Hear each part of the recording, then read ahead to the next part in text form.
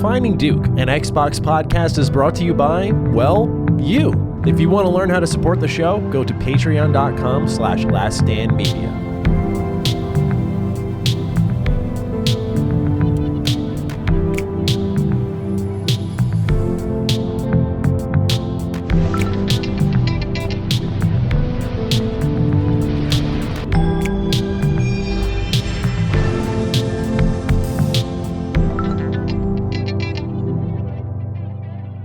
Salutations, everybody. It is Maddie here today, and welcome to episode 239 of Defining Duke, an Xbox podcast. Today, I'm joined by a man who's not going around and doing crazy things in Ohio.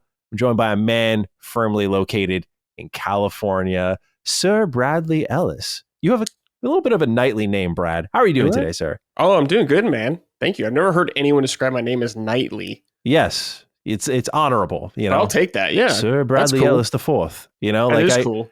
I hear you in medieval times. You were part of King Arthur's Round Table. Yeah, man. Anyway, I have a question. Your shirt, Hope's Peak Academy. Is this a game or what is this? Oh, how dare you? How dare you even ask? Brad? I don't know. Is it sports? I don't know. No, even worse. It's Danganronpa, man. Oh, okay. So yeah. Have I told you my experience with Danganronpa before? No, but I don't really like visual novels. I don't know if I'm ready to be hurt this early. Okay, I'm gonna hurt you right. Well, I'm gonna hurt you right. It's not bad. I don't really care for visual novels though, and I played a little bit of it. I was like, this is cool. I'm just not in the mood for this right now. But I do like Kuma. You like Monokuma? Okay. I do like Monokuma. Yeah, Monokuma's the shit. I mean, I love especially I'll talk a lot about Danganronpa later because I'll just let everyone know right now. Last Defense Academy, it's done. Oh, thank God, dude. Dude. It's been like 2 months. It's been like 4 almost. It's like, it's been a journey. But Danganronpa is still my goat. It really is. It's going to be tough to replace. I think it could get beaten by a game, but it's just the writing, the characters, the mystery, the way they visualize. It's just, I love Danganronpa. You should give it a second chance, Brad. You give it when did you try it, actually? Hold on, before I even spit that Vita, out. Oh, okay. I want to say maybe it was around when 2 came out or something. 2014. So it's been a long time, yeah. Yeah. It's been a long time. Okay, all right. Maybe 11 years. If I go back to a visual novel, it will be that, though. Because I know it's you got love enough it. Gameplay. It's more of a game at a certain stretch. That's good, yeah. Because you love it. Dustin loves it. Colin did love it. I don't know what happened there. Yeah, I don't think he got through the rest of the series, if I remember, which is another problem we got here. People got to see, I know Dustin has, but V3 is insane. Man, is that the last one? V3. That is the last one. They have not made a new Danganronpa since.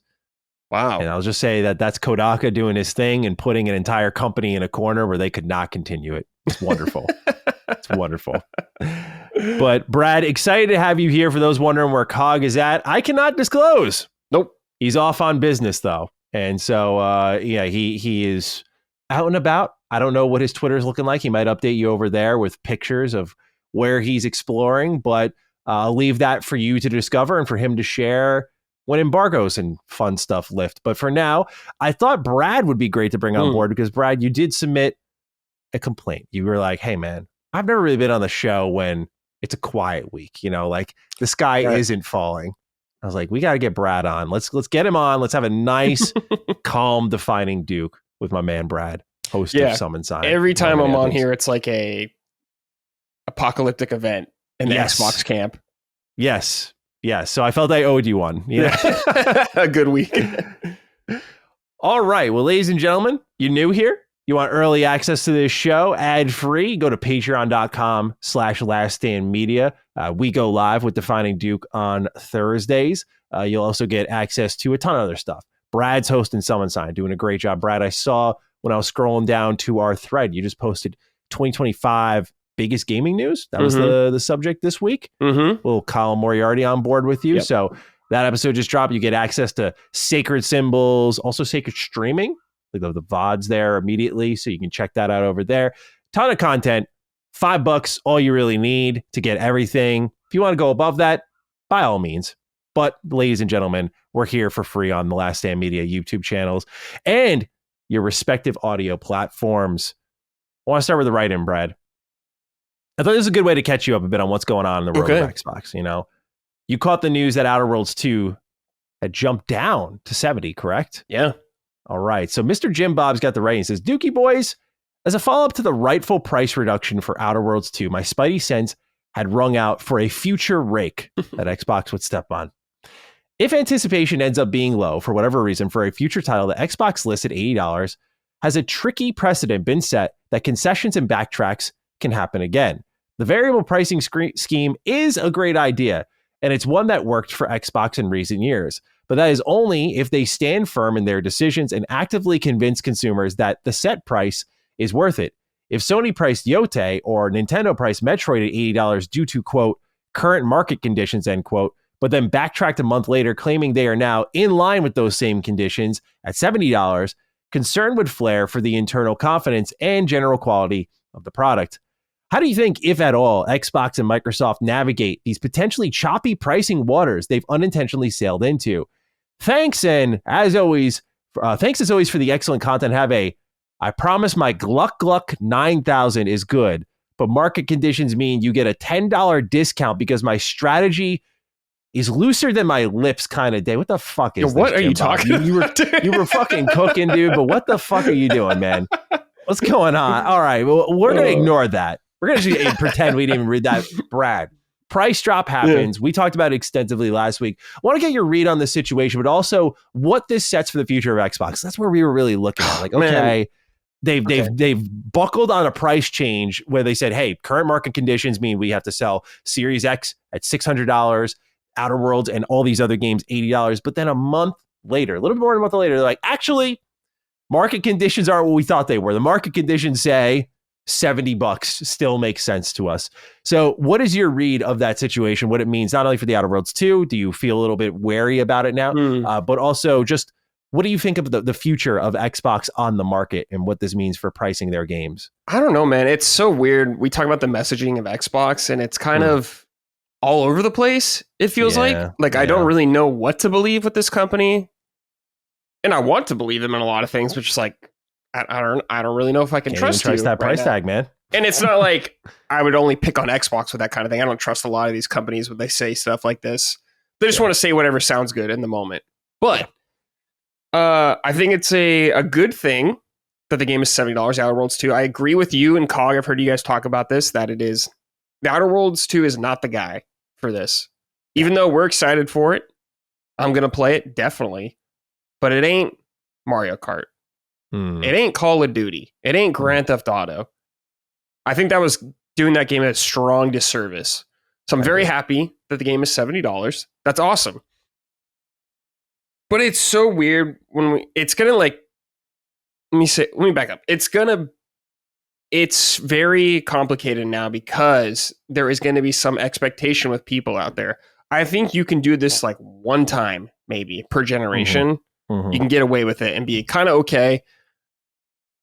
But people are going to be questioning stuff like, I'm trying to remember, Maddie, they said, was it for games for the rest of the holiday or is it just the Outer Worlds? It was, I can get the exact statement, but it was $80 for, they didn't say like all games moving forward, but like it was establishing that most titles. Yeah, I think it was something like them at least saying like through the year or something like that. And maybe next year. Starting this holiday season is what they said. Hang on. I'm getting the official quote. Sorry. What's going on here? GameSpot, your website's weird. Microsoft says select first-party titles will cost $80 starting this holiday season, though no other specifics are provided. Yeah. Then select first-party games is the term. Select first-party games. So does that mean in line with what they said? But we see how much they were willing to push it. Like immediately, they're like Outer Worlds 80, and I'm like, yeah, that's not the right game to do that. I think if you did Call of Duty, like you guys have said, would have been way easier pill to swallow because Call of Duty fans will just buy that shit no matter what. Like Call of Duty already is riddled with microtransactions and things to keep you paying money. So I'm sure a lot of people are used to spending a lot of money in Call of Duty already. They're kind of trained to do that, as you will. Yeah. But with the Outer Worlds, I don't really know about that. And I want to be clear, $80 versions of games is not something new, but it's usually like early access version, deluxe edition. So it's not really a price tag now. I just think the Outer Worlds is a bad game for that. I am happy they reverted it though, but they have to be very careful about what they're going to do now because people are going to be Complaining does work sometimes. So we could see. I honestly think, like you and many of others said, it's the pre-orders were probably awful for the game. Had to be for it a had to month be because out, money is the like, only thing that talks, and these yeah. companies will listen to. So they had to have been god awful. I wonder, do you think, Maddie, $70 is enough for this game for pre-orders to really like go up significantly? That was a late thought I had. I'm glad you asked that. That was a late thought I had of like some people. I mean, look, there's definitely a crowd that's like saying no lower because they just want it lower. Yeah. But there's a lot of people who didn't like the Outer Worlds one, which I don't agree with. But there's a lot of people who are like, even 70 for this game is insane. Mm-hmm. Like it should be 60 still. And I feel like I don't blame Obsidian for this. They kind of created this expectation themselves because they've like publicly committed multiple times to like, oh no, we're not doing AAA. Like we're doing AA. Yeah. And I think when you look at like AA, Expedition 33 comes to mind. It's like 50. You look at sort of what Virtuos did with Oblivion. It's like 50. 50 and 60 are kind of the AA range.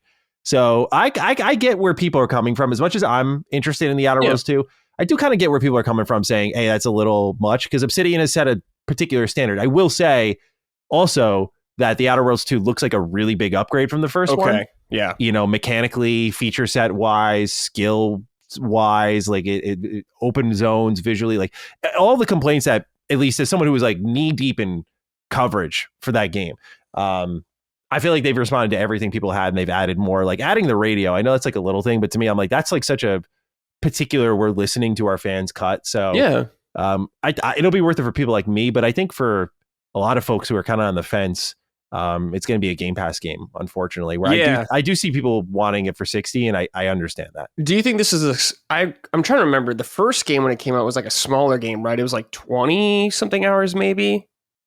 It was about 30. The first one was okay. 30. That's like full price worthy, I think, when you have that kind of playtime. Yeah, absolutely. Yeah, fully voiced, good first person shooting, lots of ways to play the game. Like at least I think there were 4 endings at launch. Yeah. Now, especially with all the DLC, I mean, that's a whole other conversation. I think it's totally worth it. But I definitely get why some people still want it a bit lower because of what Obsidian has said about their own games. If this is like a full AAA push, then that would make more sense. But it doesn't seem to be exactly that, because Obsidian tried that with Avowed, and we know what happened. The project collapsed upon itself, and they had to salvage it twice over. And we kind of got the scraps of that earlier this year, and I wasn't crazy about that game. You know? So this has been one type of thing for a while. So I think it'll be like, I know it's early to say, but I feel confident predicting this will be much better than Avowed, but crazier things have happened. No. I get why people wouldn't want to pay the full 70 for it. Yeah. I mean, I don't know, Maddie, like so someone who covers Xbox constantly like you do and has always had your finger on the pulse thing, what is it like, man, as a big fan of the company? Do you feel like you're just kind of getting pulled left and right constantly with the messaging here? Yeah, of course. But I mean, that's I've been saying that for years. Yeah. The thing that they walk into with this, to me, and I'm curious if you agree, the thing they walk into with the price landmine, as it was described, is that now you've shown weakness, you've shown lack of confidence, and people are going to just try to bully you into a lower price point now. Now, as a player, like, sure, I'll pay less for my games, like, of course, but at a certain point, I get the economics of games like necessitate a certain price point, where it's like, I don't want to sink companies because I want to save like $10, right? Right, yeah. But with Xbox showing weakness, it opens up this gap where it's like, oh, Fable should be 60 now. Forza Horizon 6 should be 60 now. Like they've opened up, they had to have talked about this, you'd hope at least, but they opened up kind of a can of worms that they cannot walk back on any other time. If they do it once like this, I agree with you. I think you can get away with it and be like, okay, like this is a particular situation, but I feel like there's going to be games that are still questionable, like a Halo Combat Evolved remake after we already got a remaster, $80. Let's say that's what they do with that. You can go hypothetical. People are going to be like, I already got this and I have the Master Chief Collection. Like, why am I going to pay 80 for this? And we know why, because it's going to probably go to PlayStation, Nintendo. They're going to get their money. But that's going to bring up that conversation. It should be 60. This game I've already played before. It's going to happen time in, time out. So that's the problem with this long term, in my opinion. I don't know if you agree, but I just think they've opened the can of worms by buckling so quickly, by the way. It's not even like again, from the business point of view, I'm like, you probably should have been like firm on it, but like, no, we think this is worth it. But like the moment you got pushback, you like the marketing has been silent, and then they're like, yeah, like, you know what, this price works, and then they start posting gifs of like punching out the $80 price tag. I'm like, you guys set that. Yeah. Like, what are you fucking yourselves up? What are you talking about? Like, Yeah. they're trying to create marketing hype around it for a normal price game. I think that's the weirdest shift of it all. Which is, that's super weird. I think if, two things, if, like we said, this was not the first game, mistake to make this the first game, should have been Call of Duty. If you had to do it this year, I think they should just waited though. Like, you shouldn't do this until Sony's doing it at least. Yeah. I mean, that's what got them in this spot in the first place, right? They got over anxious. As a friend of mine would say, got in over their skis, and they reached when Nintendo opened the door, and so like Nintendo creaked it like this wide, Xbox blasted it open, and we know the rest, right? Yeah. So it's like the problem for them is they kind of like fucked the industry a little bit on this, because now they've made the whole pricing scheme look weak, because it's like they burst down the door, they're like 80, yes, perfect, like let's collect that. Now Xbox looks weak because they're like, oh, they just got greedy and they just realized that wasn't going to work out for them. And there is an acceptance in all of this, which is what we've been saying, which is that, by accepting a more reasonable price point, we'll actually make more money by selling just more copies of the game. Like, that's just kind of how games work now. And so like shooting, I mean, Expedition, again, great example, like just shoot a little bit lower, but that volume of copies sold will make up for it if the consumer feels like there's a great deal here. And it's strange because also you have to remember Obsidian, like if you're managing your own studio's bank account, that company's putting out a lot of games. Like they have regular cash flow, unlike a lot of the other teams on Xbox where they probably could have even gone lower. So it's a weird situation. Grounded 2 is in early access now. It's $30. Yeah. It's just like, I don't know like what to make of your games. Like you said, you're in the double A space, but you're charging quadruple A price essentially. Yeah. It's just, and I think a lot of it's weird because usually these kind of hikes happen at the start of a console generation. So we got with PS5, then we had Switch too, but now just kind of out of nowhere. It's like, what? Yeah. And it's happened twice in a generation. That's the other problem. I think these companies are I've said it before. I don't know. I don't think COG has fully agreed with me, but I do feel these companies are shoving their economic issues onto players. Like, I just feel that's what's ultimately happening here. It's like, we've mismanaged this. We've let this go for 6 years, or we've let people collect like massive paychecks that just made no sense, whatever it may be. They've overscoped their game. They're like, well, they'll just pay more. They don't know any better. And I think that's what's ultimately got them in this spot. We'll see what happens though with future games. I do think Xbox has created an uphill battle for some of their other teams by backing off so quickly, because now there's a weakness shown, and if people don't pre-order, they know, like, I mean, this has always been the case. If you don't use your money, or if you use your money wisely, as in you don't use it sometimes, you'll get what you want. Yeah. You can bully a company like Xbox easily. They'll be like, look, we're selling no copies of the Outer Worlds 2. This is fucking terrible. Let's at least go to industry standard, which already got a $10 increase. Like, it's ridiculous. It makes me nervous for some of their other games, like Clockwork Revolution coming out. It's like, are they going to overprice that game for what it should be, kind of thing like that? I think that will be like over the devs' heads. The devs usually have an idea of what their game is. Like Obsidian was not happy, I'm sure, about the $80 price. They were not. You guys have heard. Yeah. And they know it's just like someone kind of being clueless and trying to maximize profit, but end up damning their product. Yeah, but, exactly. I don't know, man. With Xbox, I feel like I'm always squinting whenever they say something like that Fry meme. It's like, okay, we'll see about that. The funny part is it's a guessing game. Like they will surprise us in one way or another. But they sure do. Yeah, no doubt Call of Duty will be 80. I'd be surprised. You think this year it'll be 80? Yeah, I think they'll go for it. Yeah. Whoa, really? I thought maybe we'd wait till next year, but if you're gonna, that's the time to do it. Yeah, because you can't believe what they say, right? So like my point of view is like, okay, I can't believe what you're saying. So you're like, oh, market conditions. I'm like, okay, that's clearly a lie because the game just wasn't selling. Like we can read into it that much, right? So, but like, what are the market conditions saying for Call of Duty? It's like market conditions say people are gonna buy this shit anyway. So no matter what, especially when it's on Game Pass. I don't always like to do the whole 4D chess play of like, we're going to juice Game Pass by overpricing this product. I'm like, I don't think it works like that. I don't think we've really seen proof that it works that well, but I could see them kind of lunging for that with Call of Duty because that player base is huge and people might try to get around the $10 jump. Yeah, that's like the one IP they have they can do it with that I think about. Like that's it, I guess, off the top of my head. I don't know if you agree. I said this last week, but I said I think Borderlands 4 is the reason that they dropped back. Because like Borderlands is way bigger than something like the Outer way Worlds. bigger. And especially if it's 2K, who's like doing a $50 game, they're pricing Borderlands 4 in the right area. Everyone's like, oh, 2K is going to jump into like 90 with GTA 6. And I wouldn't be surprised by that. But, for a company like them who's kind of caused this whole conversation to be kind of stepping in and being responsible with it, I do think they kind of reeled a lot of people in. Like, we don't see it. EA said they're going to keep their prices the same.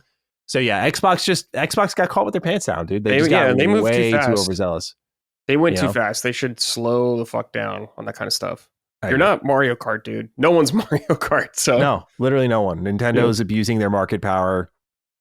I was about to say as they should, but I guess as they could. They could, yes. Yeah. With them, 100%. Let's read something funny. Okay. Satya Nadella took to the Microsoft blog. I just want to read the opening. I'm not reading this whole fucking thing, guys. I hope you understand. But it's these opening paragraphs that I get a real kick out of. He says, as we begin a new fiscal year, I've been reflecting on the road we traveled together and the path ahead. Before anything else, I want to speak to what's been weighing heavily on me and what I know many of you are thinking about, the recent job eliminations. These decisions are among the most difficult we have to make.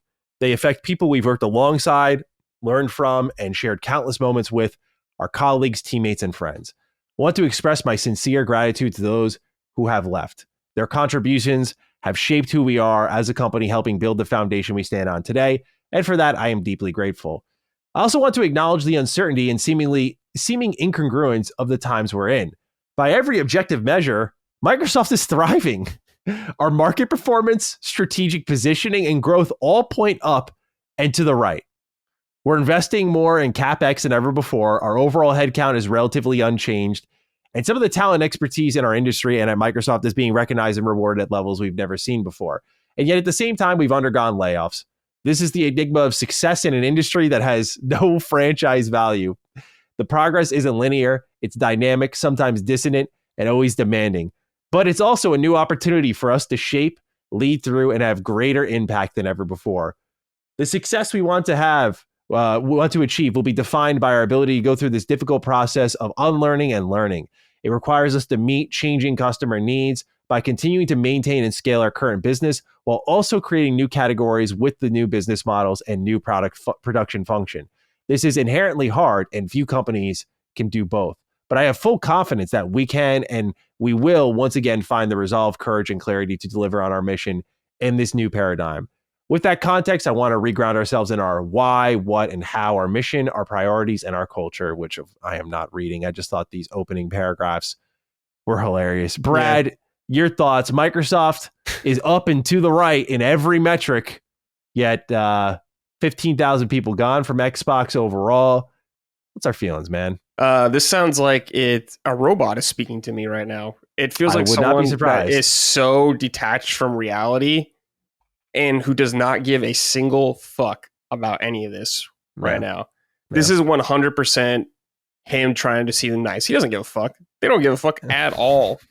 They have the money to keep these people if they wanted to. I understand layoffs happen no matter what, but him saying like, this is the enigma of success. Yeah. It's like, dude, you are fucking out of control, dude. Yeah. This guy has been so detached from real life for so long. I don't think he even knows what it's like to be a normal human anymore. It's fucking crazy. When you live that type of life for so long, I doubt it. They don't know what it's like to be the average Joe anymore. They have no idea.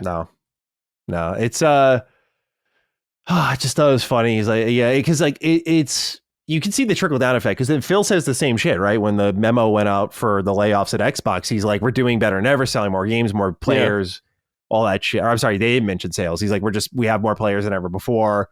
Goodbye. I'm just like, yeah. Hey, let me reward you guys for doing a good job by laying you off. Yeah. Cool. Yeah.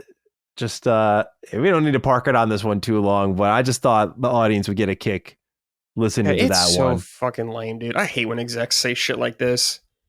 It's like, even if you got laid off, you'd be fine for lifetimes. Wow. Multiple lifetimes, generations. Yeah. So it's like, no, man. A lot of these people are fucked now. Yeah. And I get it. Layoffs happen. It's just a thing. But it's so weird when you see, the graph going up constantly. And you losing more and more people. Up and to the right, man. Just like, what are we doing? Why would you even want to work for any of these companies? Well, that's if you do a good job, and they just fire you. I think a lot of people are, I know for a fact that Xbox, a ton of people are planning their exit strategies already. Like that's, the talent loss that's there already from the layoffs isn't the end of it. Like there are tons of people who like, for example, I always look to Matt Firer as an example because it's not like he got fired. I think people always miss that. Like he left ZeniMax Online Studios. He left. Yeah. And there's a lot of people who are choosing to leave or go down with the ship. Like there's some fierce loyalty in these teams because they build up from nothing. They create relationships, forge bonds. Like, at a certain point, the money does not matter. One thing I have learned in just interacting with so many devs is passion is a very real, if you were to talk about it from a business angle, like a real currency. And I think a company like Xbox, many of these AAA companies, to be fair, do not understand that currency and what it means and how much they lose when they break that passion up. So they kind of just want to put people in a direction and have them do a job, but it's just not how it goes. I got to read this right here. But I have full confidence that we can and will once again find the resolve, courage, and clarity to deliver on our mission in this new paragraph. Like, bro, what are you talking about? Are you going to war right now or something? Like, this isn't World War II, man. It's going to battle, Brad. He's going to fight. What are you fucking talking about? This is their fearless leader, Satya Nadella, chairman, CEO, courage. Of Microsoft. He's got the courage. They're going to fight, man. Yeah, fight the AI war. Yeah, the AI war. That doesn't. It's fucking crazy, man. Yeah. Let's move topics here. Like you said, it's sad because this is not the end, and this is not just a Microsoft thing. This is going to happen to many, many companies. Layoffs will continue, sadly. Yeah, I saw Avalon saying that it looks like, according to some government posting, he found that like there's 1,000 more coming at Microsoft. Oh no! Yeah. Ready? So we'll see. I hate that I didn't really blink at it, but that's kind of the situation. Well, it's just like you're numb to it now. Yeah. It's just like, how many times do we have to go through this song and dance? Yeah, it's actually gotten to the point like I've kind of like run out of things to say that feel new about it. So like I've been doing like less news videos on my channel as a result, because I'm just like, I see this shit and I'm just like, what am I supposed to repeat myself again? Like, I mean, certain times I'll just go out and talk about it anyway, but it's just like, I saw Satya's statement. I was like, oh, okay, I'll definitely talk about this. But then I like sat down and started breaking it up and planning my notes. And I'm like, oh, I've said all of this before. Like, it's like, they're just completely steamrolling me now, man. Like, it's tough. It's tough, man. Yeah. I mean, it's crazy times. Like, the game industry seems like a very dicey industry to work in now. Oh yeah. The amount of layoffs, but I feel like just an Xbox right now, it seems more scary than most. I mean, by a country mile. Yeah. Yeah. But I think there's a way some jobs were kept. Brad, we've got more Xbox games going to PlayStation. MP First has reported via job roles that they discovered 2 Xbox games are on the way to PlayStation. Now, this is not earth-shattering news, but you may find it interesting which games are headed to that platform. For starters, Gears of War E-Day is joining the PS5 fray. 2024 job listings already suggested as much, but now this is more proof on the matter. However, more of the eyebrow raiser is Undead Labs stated Decay 3 will be making its way over to PS5. I found this one to be the interesting point because one of the surprises, not like I was cheering for it to be clear, but one of the surprises to me of the lack of layoffs was at Undead Labs. Now, the statement has been said multiple times from insiders, like, Xbox is not done. There might be more. And so maybe companies like Undead Labs get hit eventually. Again, not hoping for that, but I think it's just the reality of the situation. But I think companies that are ahead on their PS5 ports are getting a second lease on life because you have more people to sell your game that has been, in the case of Undead Labs, they announced this shit in 2020, dude. Like, it's been in development for a while. Wow. So any thoughts on these PS5 ports? Yeah, I mean, it's just kind of happening more and more. I think it is smart. If you're going to go in this direction, just get ahead of it as fast as you can. Go for Don't it. wait Yeah. for the Indiana Jones method anymore, waiting months. You might as well just try to capitalize all of it at one time to give the game the best shot they have. If this is the direction you want to go, and it seems like that's the way they want to go. So in my opinion, you just kind of got to go all in on this. It is still crazy to me to an extent. Like I'm getting kind of numb to it. These games coming to PlayStation because we've gotten a lot already. But when Halo eventually does come to PlayStation, that will be like the real, this is it. It's over. Yeah. Kind of thing like that. Yeah. Yeah. I mean, we're pretty much there anyway. Pretty much. It's just like the last thing, it feels like. Because I know there was a report from Rebs Gaming, who has been very reliable in the Halo space in the terms of like insider reports. And he was saying that right now there is no word of like Halo to PS5. And I'm just like, how? That would probably, I mean, at least to me, just from the shock value, I'm like, that would do really well. So how is this not on the way? I mean, again, we're talking about one insider who has a solid track record, but not like, Jason Schreier, take it to the bank levels or anything like that. But if that's not the case, then again, just like really strange methods of how they're managing all of these teams. Yeah. It's like with Halo, I think Halo you would want on everything just because it's your future life service franchise or another one, along with Call of Duty and all that kind of stuff. Yeah. Like I get not porting Infinite because it's a proprietary I understand engine, that. and I feel like that's probably not worth it. But if like Combat Evolved Remake isn't over on PS5, that's gonna be a little weird. Yeah, what are we doing at this point? Yeah, that's gonna be Xbox's The Last of Us 1 remake. Yeah. Sure. Dude, I did not know State of Decay was announced in 2020. That is crazy. Yeah, it's how long the game's taking to come out. I was so excited for that too, because I love State of Decay 2 and State of Decay 1. State of Decay 2 is one of the ugliest good games though. Like it really like horrendous looking. Like I always remember reviewing that game on my Xbox One, and the shadows were like legit. You could see the pixels in them. Like it was that low res. It was bad, but it's just State of Decay is fun, man. Yeah. But we'll see what 3 shapes up to be. I honestly, when we started to kind of like brainstorm like who's getting canceled, who's getting shut down, I was like, I think Undead Labs was dude. I thought Ninja Theory would have got some losses. Yeah, nothing. I'm guessing. I still, since they were untouched, I do think their technical capability seems very valuable to Microsoft, and so they at least understand that much, which I think is the right call. Like they have the mocap studio, they have a bunch of EU studios nearby. Kind of let them be. I mean, I don't want them to be demoted to this, but they could support other. I was going to say, are they just going to make them support studio now? Well, that's what they did to Turn 10. Like Turn 10 is a support studio now, so yeah, crazy. Yeah, it is crazy. I get bummed talking about Xbox, dude. I'm sorry I brought you on, dude. I'm sorry. No, I got good news. It's a reality. I'm used to it, but it's just so crazy when I actually think about it, where they were and now where they're at. Yeah, the start of this generation, like, I mean, I encourage people to go watch like episode 1 or 0 of Defining Duke. It's pretty funny, like just how eyes wide open Carrick and I were, and then like Cog and I as we're like first getting started too, just like talking about exclusivity, how can Xbox like compete, just health of the brand, all that stuff. Yeah, health of the brand. Yeah, just felt, man, did we have it good? It's what's funny is the audience is getting desensitized to it too, because when Xbox used to have these big moves, our show's numbers used to jump like fucking insanity.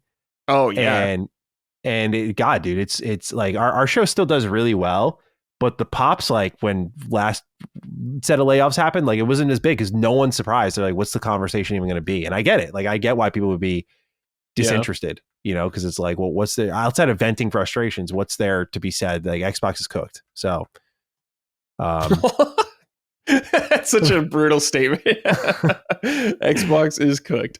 Well, what might not be cooked, Brad? Physical games. Oh, we're hanging on here by a thread. On Xbox? Wow. Yeah. Okay. Canadian retailer PNP Games has confirmed that both The Outer Worlds 2 and Ninja Gaiden 4 were set to release as codes in the box.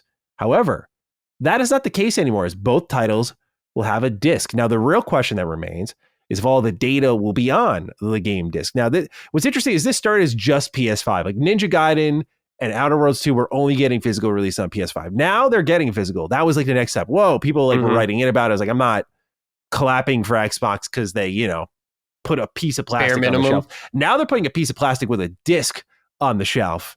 So I don't know if this will have all the data on the disc, but to be fair, to be nuanced and balanced here, Tony Hawk, the recent remake, Brad, I don't know if you know this, but only on Xbox, full data on the disc. Oh, really? Yeah.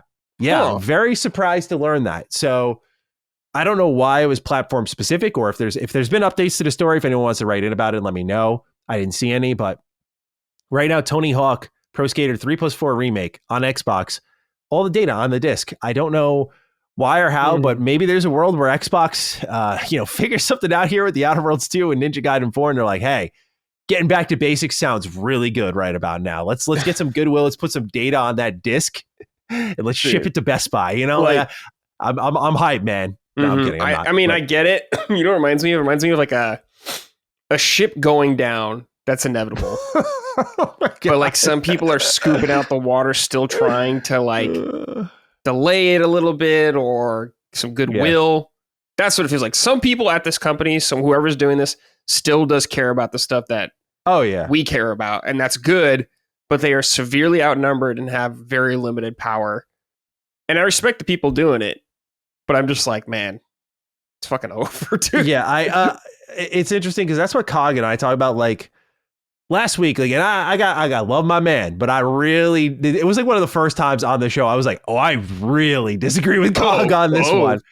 But he was like, I gotta give props to current leadership for bringing the price down, and I'm just like, there's this kind of ongoing debate among the Xbox community of like, is like Phil and Sarah and Matt not really villains in this story? Are they fighting the fight against like overhead at Microsoft execs and shareholders, and like it's they're the ones who care and are making these things happen? I don't know, man. A lot of it feels like fabricated fairy tales, but it's that's what's kind of going on here, Brad. There's a lot of uncertainty in these parts of the internet. Yeah. Look, I'm looking forward to the day, if we ever have the day, where there's consistency with this brand. Yeah, where I feel like I know what I'm getting. Yeah, did you see we don't have it in the news this week, but did you see the leaked prices for the ROG Ally? The handheld, yeah. It was like what? So was it 500 or 600 for the low one? Yeah, and like 800 for the high end. Yeah. I had no interest anyways, but okay. Boy, that's a lot of money for a Xbox labeled thing that won't play your Xbox games natively. PC. Yeah. It's just like what? Yeah, it's an enthusiast device, big time. So I know, and it's like I feel like handheld things like Steam Deck is already a very enthusiast thing. Mm-hmm. Mm-hmm. So you got to get like, how many of these things are you expecting to sell? Is what I want to know. 100,000. I said the COG. I was like maybe 100K. Like I cannot imagine these things are gonna like fly off the shelf. I just can't. So yeah, and it's like I don't know. How many people are going to rebuy? Like, is Cog going to buy one again? I know he has like 2 things already. Bro, Cog. I wish you were here for that question. There's not a piece of tech this man doesn't buy, is what I've learned. He already had the MetaQuest 3, but they did an Xbox edition, so he bought that. Oh my God, he bought that version? Yeah, he bought that one. He worked on it, so I get why he was like, it's legacy. Okay. But like, I've seen this man, like, for people who don't look at his background, you'll just see this sea of boxes behind him. And I always want to go to Cog's place because I got to see this room's layout and why he's just got like a catty-cornered set of like product boxes. But every so often, I'll just suddenly see the PS5 Pro box appears, Then I'll just see like, oh, there's a ROG Ally box. It just appears. Like, you just see this slow stacking of the boxes appearing more and more as time goes on. So yeah, he didn't even announce it. He just showed up one episode, and right behind him I just see the MetaQuest 3S Xbox edition. So yeah, COG will 1,000% be buying this, and the most expensive version of it as well. Absolutely. Are you gonna buy it? No. Now, I will say this. I was going to see, part of me as I exercise my privilege. If Xbox sent one for free, I would totally sure, yeah. Yeah, absolutely. Like, but like, I'm not, because I love my Steam Deck OLED. Like, it's just so hard to replace that. I will say I did use my ROG Ally to finish Death Stranding. Thought that was pretty good. I think if I got the ideal gaming experience on it, that's what I would have wanted the first time. But for like $800, I mean, it's also like my finances. I'm like looking at like a new laptop right now for when I travel, just like be able to work on the go. And my old laptop's kind of going right now. Like I want to invest in a new camera for podcasting and for videos. I looked into this camera. I found it last night, going off track now, but it's called the Facecam Pro. It's at Elgato. And I was watching videos on it. This thing's crazy. It's $300, which for those who have not shopped in the world of cameras, really cheap. Like the camera I'm using now is like $1,000 camera. It's a DSLR one. And it was better quality than my camera by like a lot. And it was way cheaper. And it was like way less demanding on power because people don't know this behind the scenes, but my camera, every episode cuts out like twice, 3 times. And we have to stop immediately because when that happens, like it fucks up the whole entire file on Zencaster. Right. And I feel really bad for Dustin when it happens. And I've looked into it, I've troubleshooted it, just like, nothing's really working. So I think I need to just try a different camera. But yeah, I'm spending my money in that direction. And so the idea of spending like on an $800 handheld when I have so many options, I got my PS Portal, Logitech G Cloud. I already have a ROG Ally, the original. Yeah. I got the Steam Deck OLED. Like I'm good. Now, if I get it for free, I'm not going to say no. Yeah, of course. I'm also not asking for that handout, So it's going to have like its own OS, right? Yeah. Okay. Yeah, I am curious about that sort of stuff. But it's like OS it's like a scaled down version of Windows that is more gaming oriented. Like the Windows team and the Xbox team apparently work together to kind of slash and offload a lot of the Windows stuff that makes, performing games on it really bad. That's why like Linux is running circles around them. Yeah. Or Steam OS is running circles around them. But I think apparently a lot of people were very happy with it, but I don't think they got much hands-on time to really assess it. I think that's something you got to be able to try a lot of games on over the course of time and see what's going on there. But yeah, if I have the opportunity to try it out or I might go for the lower option. I don't know. We'll see. But yeah, it's just not in the cards for me right now otherwise. Yeah, it's going to be interesting if and when Steam Deck comes out with like a new version, like a Steam Deck 2. Yeah, it's also not fully the Xbox handheld I want in the terms of like, from what I understand, how they've explained it is like being able to play my console games. Like that's what I wanted. I have a ton of console games for Xbox. So that's the other aspect of it that is kind of missing from me. Maybe they adjust it or explain it better. Or cloud streaming console games is totally fine too. Like I do it a ton already on my Logitech, but it's like, then why would I get this new handheld if I can already stream it? So it would be like a PlayStation version coming out of this. And it's just like, you can't play your PlayStation games on that. People would be like, what the fuck are you doing? Yeah. It's a little strange. Xbox is more PC oriented, so I don't think it's like the end of the world, and especially if they have multiple game launchers on there, that'll be interesting. Who the fuck, if you're playing on PC, who the fuck is buying a game on their Xbox store, dude? I bet it's so low compared to Steam. Oh, yeah. Like if you're a PC gamer... We've never had a write-in. I don't know if... I've never met anyone who's bought a game from the Microsoft store. Dude, no, you can't even get people to buy games off Epic Game Store. Yeah, and at least that's why they give out so many free games, of course. Yeah, there's no way. There's like, if you're a PC gamer, you ain't buying stuff on Xbox Store, dude. I'm sorry. No. You're buying it on Steam. Oh boy. That went south quick, but this is a great episode we got going on here. It's like, I'm just fucking thinking about it. I'm like, well, okay, you might have a little time, but Steam Deck is not going to remain the same as it is forever. We're going to upgrade that bad boy. They're going to have even more competition. It's like they're coming for like Valve's lunch a little bit here. Bro, you're going to fuck with Gaben right now? Good luck, dude.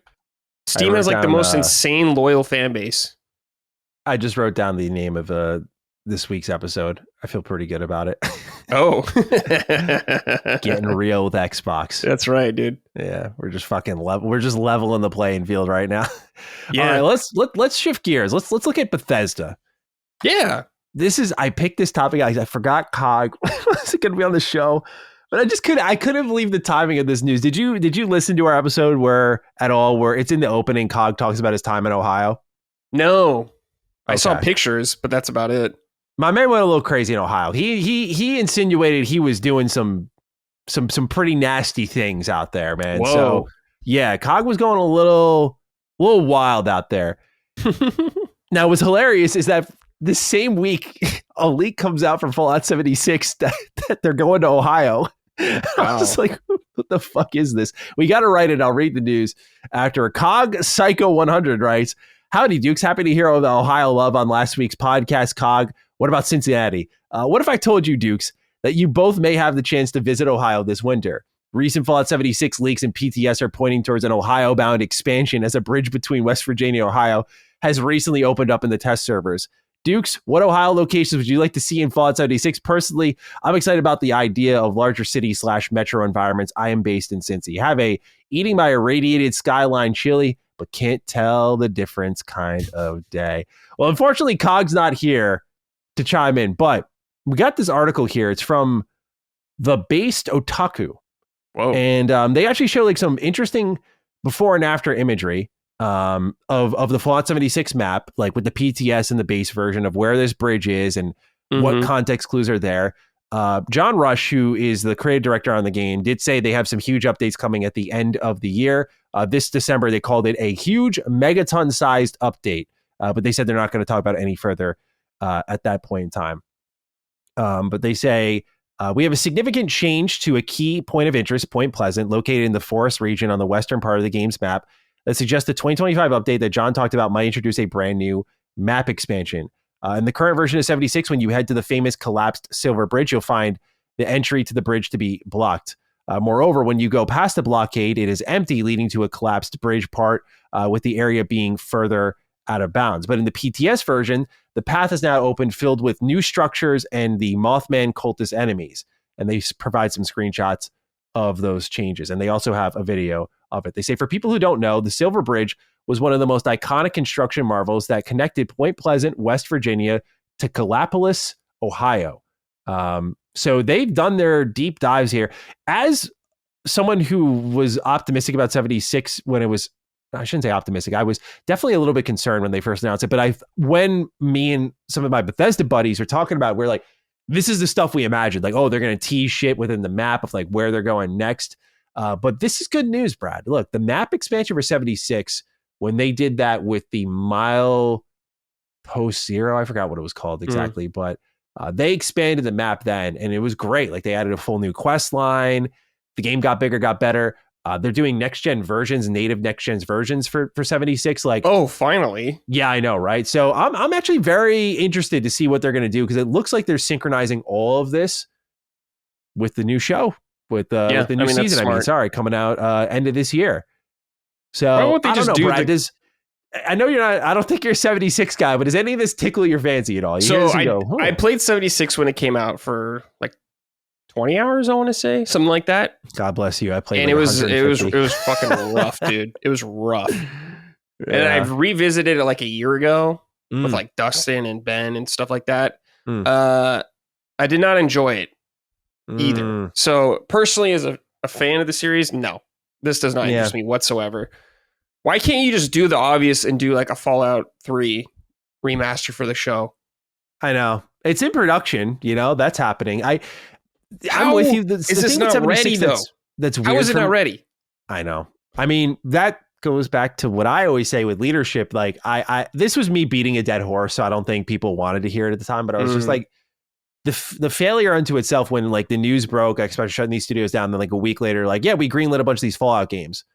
I'm like, that's why we don't believe in you. You waited 3 years after buying Bethesda to greenlight IP, like products within the most popular IP they own. That's terrible every single day of the week. And I get sometimes these things take years to put together. I think a great way of illustrating that is what they did with Ninja Gaiden 4. They said for like years they were knocking on doors trying to make this thing happen, this partnership happen between Platinum and Koei Tecmo and getting Ninja Gaiden back. So, like I get that sometimes it's easy for us to be like, why wouldn't you want to do that? But here's I feel like you cannot be that hard. I think it's hard to find a team that would do Ninja Gaiden justice. I think finding a team to do a first-person RPG some justice isn't as hard.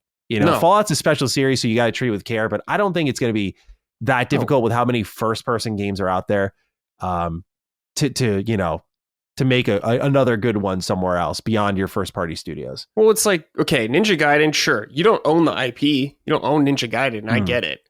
You don't really have an action team. Like, your action developer, I guess, is Ninja Theory. And I don't really want them to do a Ninja Gaiden game. Perish the thought. You. So, but hey, guess what? You own Fallout, and you have a million studios. I don't know if Todd's being protective or some shit, but it's like, a lot of people speculate that. He keeps saying never say never. So it's hard. It's hard to say.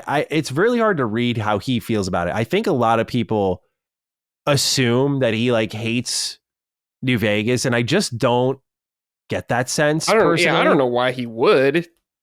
You know, like it just doesn't sound right to me.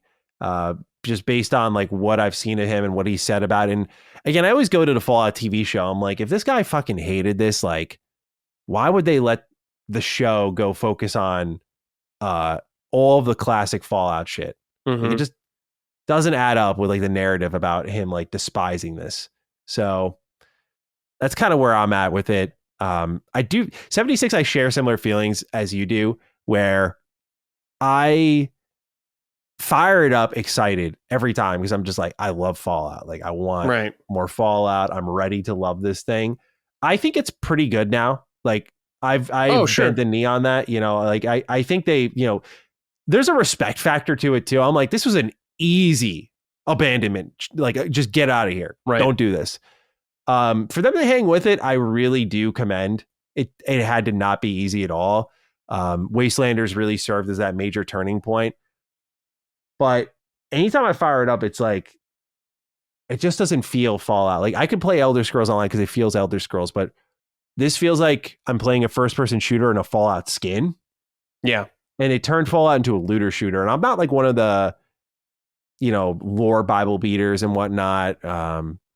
But Fallout's not a looter shooter, and they turned it into that. And I know that's the key for like a live service game, but it just, I don't like to play by 76's rules. Like I like to play them by Bethesda Game Studios rules. Like the best weapons are the iconic weapons, not the 4-star, 5-star legendaries that you get off a boss monster that like soaks in 5,000 shots from your 4-man team in a raid. I'm like, that's not that's just not Fallout. And I adore Fallout more than most. So I'm just like, I always get surprised when people are like, I'm a huge Fallout fan. I love 76. I'm like, how? This feels so backwards, but I let people do their thing. But yeah, I just try to love it.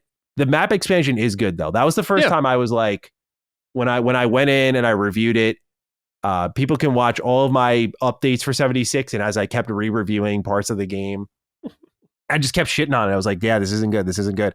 But Milepost Zero, wherever it was called, that was the one I went, yes, they did it. I was like, this is actually good. So a map expansion sounds great to me. I'm excited about that. That's native good news, PS5 Series X version sounds good. So yeah, shout out to COG. He made this one happen by going to Ohio. Yeah, maybe good job. Saw the COG. 76 team research in there or something like that. Yeah. All right. Little bit of news here for you, Brad. Oblivion Remastered reaches 9 million players, one of the best-selling games of the year. So that continues to truck on. Oh yeah. No doubt that they will be doing more remasters. Good. And people keep ignoring the fact, Brad, but I was like, they're going to remaster Skyrim. Give them time. Oh yeah, of course they are. 100%. I think that comes before even a Morrowind. I know Morrowind makes more sense, but I think they remaster Skyrim. Yeah, dude, I could see 20th anniversary of Skyrim like remastered or some shit again. That's going to make me feel old. Yeah, well, it's going to happen. We're getting close, dude. It's coming up. That's a little maybe not even 30 years old, but some sort of thing. I mean, they can just pump it out whenever the fuck they want. Everyone will buy it. I would. Including me. Yeah, I'd buy it. Sure. Yeah, I haven't played Skyrim in forever. When was the last time you played it? When the first DLC came out, the vampire one. Oh, you're talking like 2012? Like, yeah, that's the last time I played it. Holy shit. You never played Special Edition or anything? No. Bro. Oh, no, wait. I did play a little VR. Okay. On PlayStation. That was kind of sick, actually. Yeah, Skyrim VR is awesome. Yeah, I enjoyed that a lot. Like the stealth archery thing. Mm-hmm. I remember doing that I had like an Oculus Rift, bro, and that thing's like a brick on your face. That shit is so heavy. I just couldn't do Skyrim and VR in that because it was just like I played for like an hour. I was like, my face literally hurts. Yeah, because VR game, it's like VR is hard to play for me for a very long time. Play game, you have to take breaks. I feel like Oh yeah. Skyrim is such like a massive, meaty game. I mean, Yeah. it's cool. I love that you can do it, but I don't think I'd want to play the whole game in that. But Yeah, like Oblivion. Oh no, go ahead. I was gonna say they have on MetaQuest. They have Asgard's Wrath 1 and 2, which are Dude, like I played some of the full-fledged first one. RPGs. That's And- Sanzaru. Yeah, I know, dude, and they're gone now. Like, Dude, they funny should story, have kept that. Maddie. What's At a up? Judges Week at E3 time, many years ago when the first one was coming out, I saw it was Sanzaru and I was there. Mm. And I was like, hey, man, I liked Sly, Thieves in Time. Thanks, dude. And he goes, oh, really? And he gave me a Sly Cooper patch of like the Sly Cooper logo, his face. Yeah. What? I have it somewhere. I'd have to find it. But yeah. Wow, man. I'm so jealous. As you can see, I buy any memorabilia for my boy. I even buy a U2's figure. Like, fuck it, man. Anything Sly. It's the one franchise that I'll sit here and buy anything for. I have every Sly t-shirt that's ever been officially sold. Because I'm just like, oh, I bought the 20th anniversary prints they did.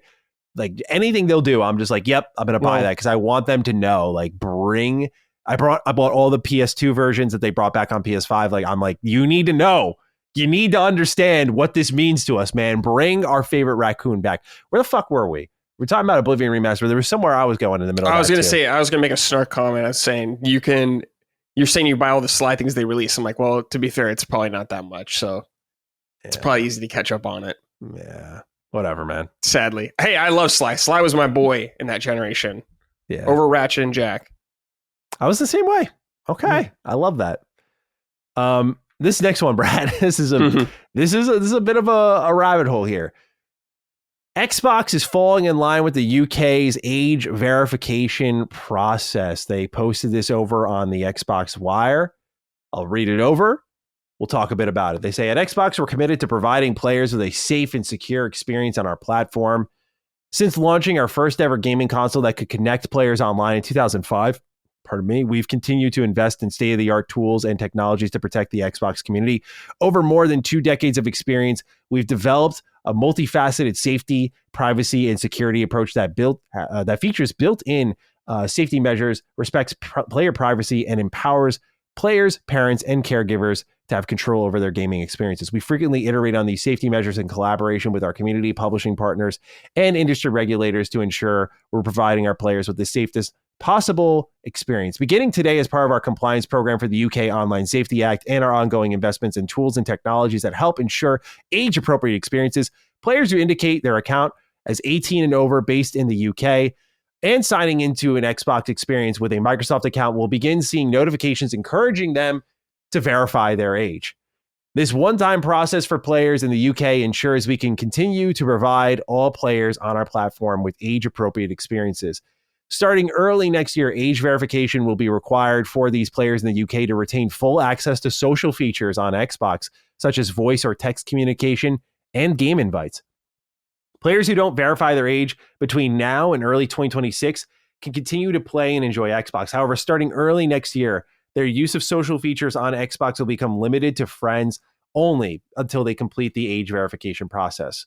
Whether a player verifies their age will not affect their ability whether a player verifies their age will not affect any previous purchases, entitlements, gameplay history, achievements, or the ability to play and purchase games. However, we encourage players to verify their age via the one-time process now to ensure uninterrupted use of social features on Xbox in the future. Adults in the UK can begin the age verification process now on their mobile device by scanning the QR code or clicking a link. Players who prefer to verify via web can begin via a link on their Microsoft account.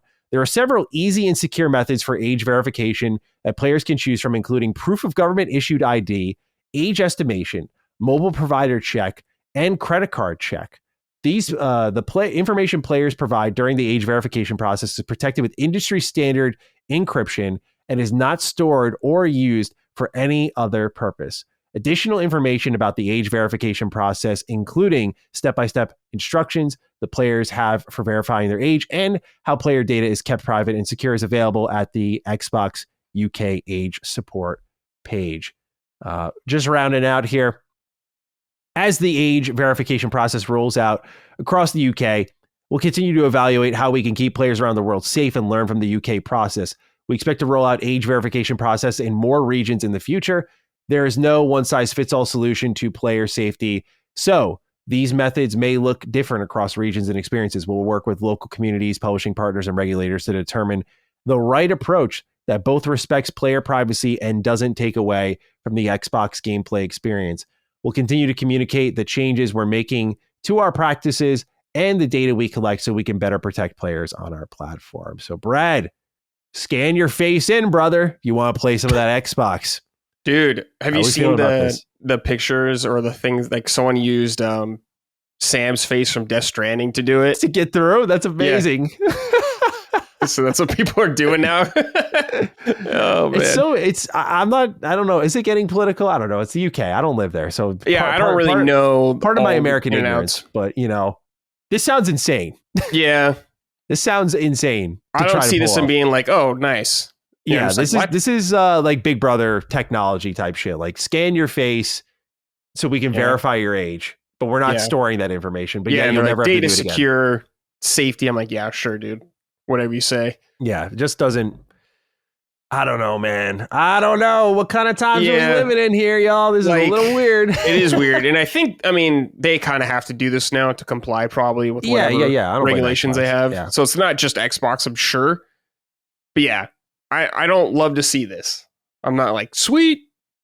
Seems a little suspicious to me. Yeah. But I'm not from the UK. I don't know. But it's like, there. I have no idea. Can get our fellow chaps from the UK right in. Let us know how you're feeling about this. If your government will allow you, that's the other part. Your government will allow you. Oh man. Well, until we hear from our folks in the UK, I'll not comment any further. Y'all can fill us in fully. Mm-hmm. Next up, Circana's Matt Piscatella confirms that non-mobile video game subscription spending has increased by 32% compared to last year, leading to an all-time high for a single month. That means Game Pass contributed to this. So very interesting to see that people are really investing big in Game Pass as more games are coming out. I imagine that is playing a factor in trying to save some money and play as much as you can.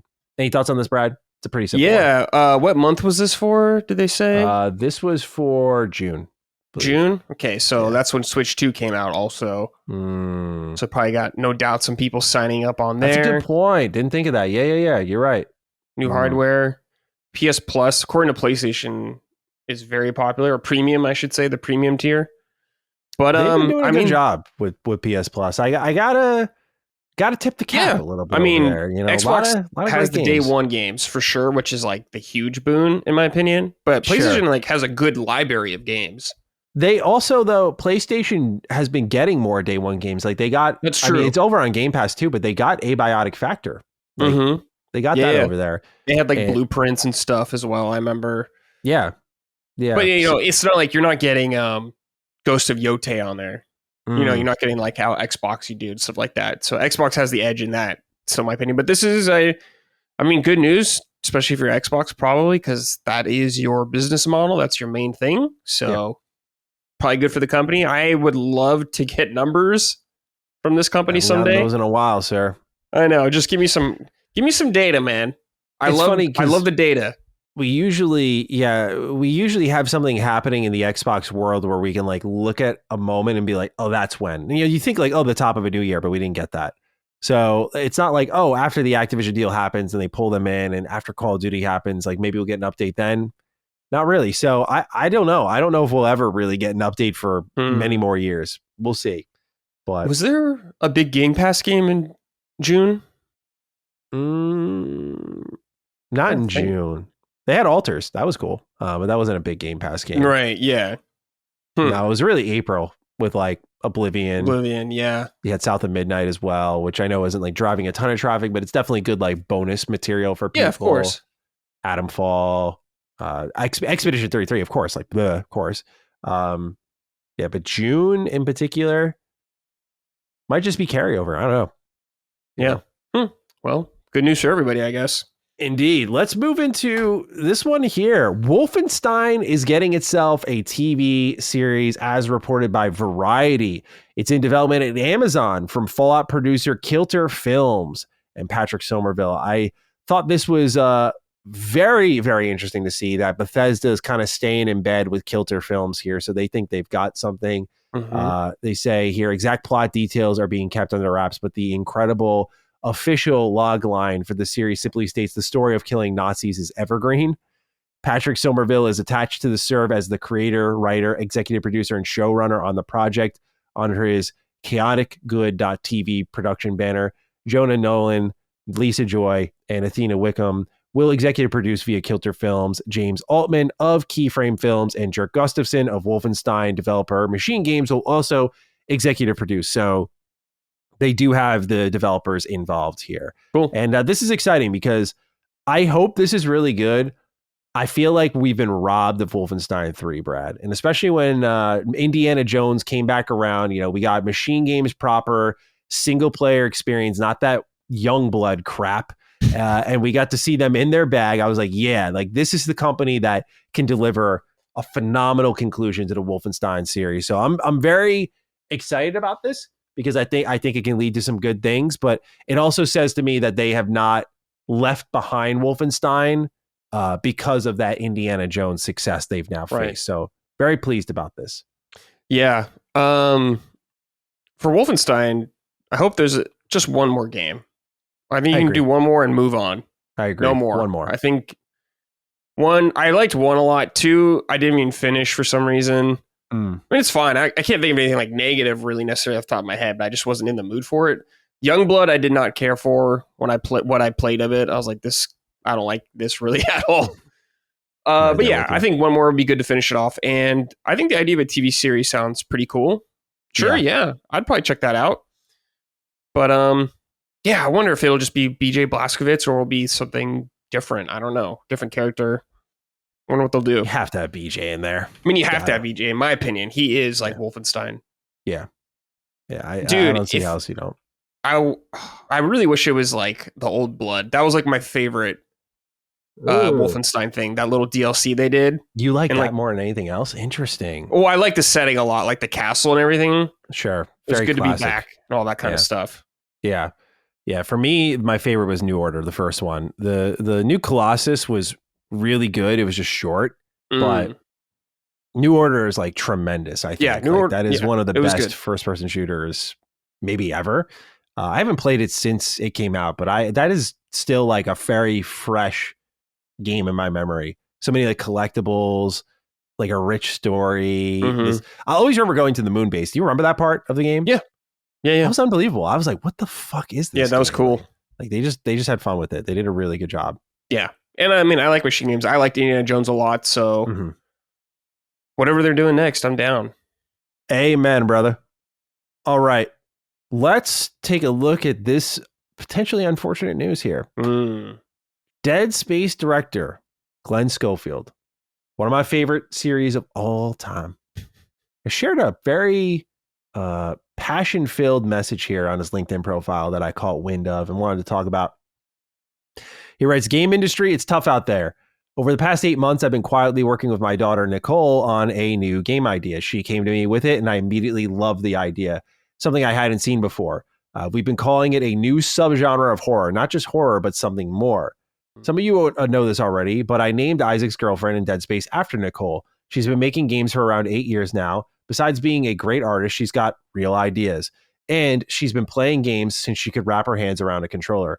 We pulled the budget down to $17 million, built a prototype with a small, talented crew, and started taking meetings. People loved the concept. We got to the second and third meetings, but early feedback was get it to 10 million. Lately, that number's dropped 2 to 5 million. So last month, we decided to walk away. Some ideas are better left untouched than done cheap. We had a team of 6 here in the States and a full crew in the UK. Now everyone's looking for work. They're all talented folks. If you're hiring, let me know. As for me, I've worked on games of every size, from 2 of us to over 300 devs, spent the last 15 to 20 years making big AAA titles with great teams. That's what I do. That's what I love. But with the industry on pause, AAA feels like it's a long ways away. So I'm back to my art. I miss it all. The team, the chaos, the joy of building something for fans. I'm still around making art, writing stories and ideas, and still cheering the industry on. But maybe I've directed my last game. Who knows? If so, thank you for playing my games." And Nicole, well, she got laid off from Striking Distance Studios, who was the developer behind Callisto Protocol, a studio I founded and a CEO I put in place. She's one of the strongest artists I know. She's built some of our best levels on Callisto Protocol. She plays everything. She's got the talent. Somebody's going to be lucky to have her. If you know of anything, please reach out. Thank you. I thought this was really sad. It's not only just a kind of sad state of where our industry is at, but this is accurate. Keep the budget. These companies want to keep pulling your budget down, in my experience. You know, I went out there, I'll speak firsthand, went out there with what I thought was a nice price tag, you know, even accounting for marketing, localization, et cetera, et cetera. They still try to talk you down, bro, and by a lot. And a lot of them want sure bets. Prototyping, investing in that is very rare. And, you know, here's the thing. Glen Schofield's like proven.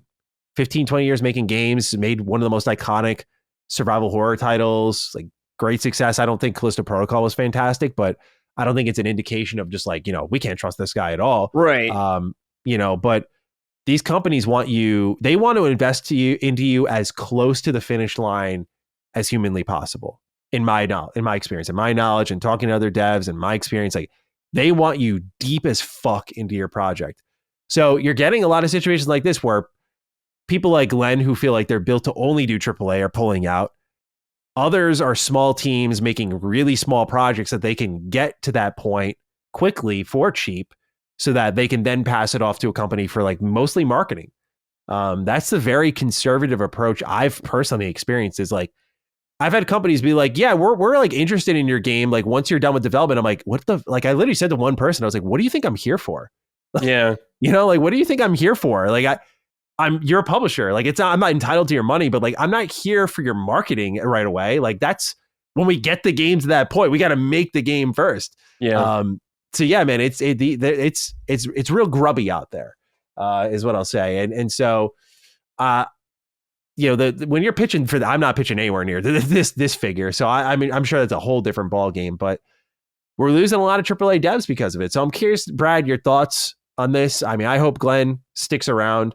But how are you feeling about his message here and kind of where like these companies are as publishers pulling down the price tag to get as sure a bet as possible? Yeah. I mean, his message is kind of sad because like, I mean, I like Glenn and I like his work. I played Callisto Protocol and I thought it was okay at the time. I know they've changed it a lot, but I played it right when it came out. It's okay, but not good enough.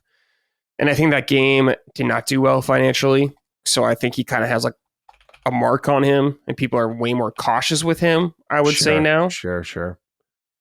Because when you come off a financial dud, it's going to be a lot harder to find a publisher to work with and stuff and invest in you. So that does hurt as well.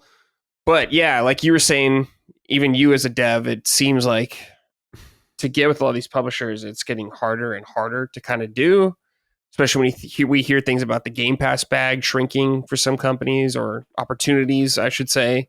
I don't know. It's rough, man. It's such a weird changing industry because we have other players coming in like China over the last decade or so, and Saudi Arabia getting involved and all that kind of stuff. So it's an ever-changing landscape. And it's weird because at one point it's extremely successful and there's like more awesome indie games than ever, it feels like. Yeah. But that just goes to show you how much doesn't make it past the finish line, probably. It's strange because the reach nowadays for games is bigger than ever. The amount of people spending is still insane. Yeah. Yet there's a lot of publishers who are cautiously invested, which they should, by the way. I'm not going to ever punish a publisher for being cautious about their own wallet. Like that's their business. It makes sense. Their rationale for being cautious of their wallet is strange though, because I'm seeing a lot of games that get turned down that are like real hit. Like we'll talk about it in a moment here with WB Games. You know, that's like the perfect, actually we should just jump into it. Let's just combine these topics real quick. Okay. I think it's just extremely relevant because like WB Games, for those who don't know, has apparently, according to a job listing here for WB Games Montreal, the team behind both Gotham Knights and Batman Arkham Origins, has greenlit a live service DC Comics game. And it says in multiple times in the job description, you know, live service, post-launch support, live service. So it's all, that's what they're going in on.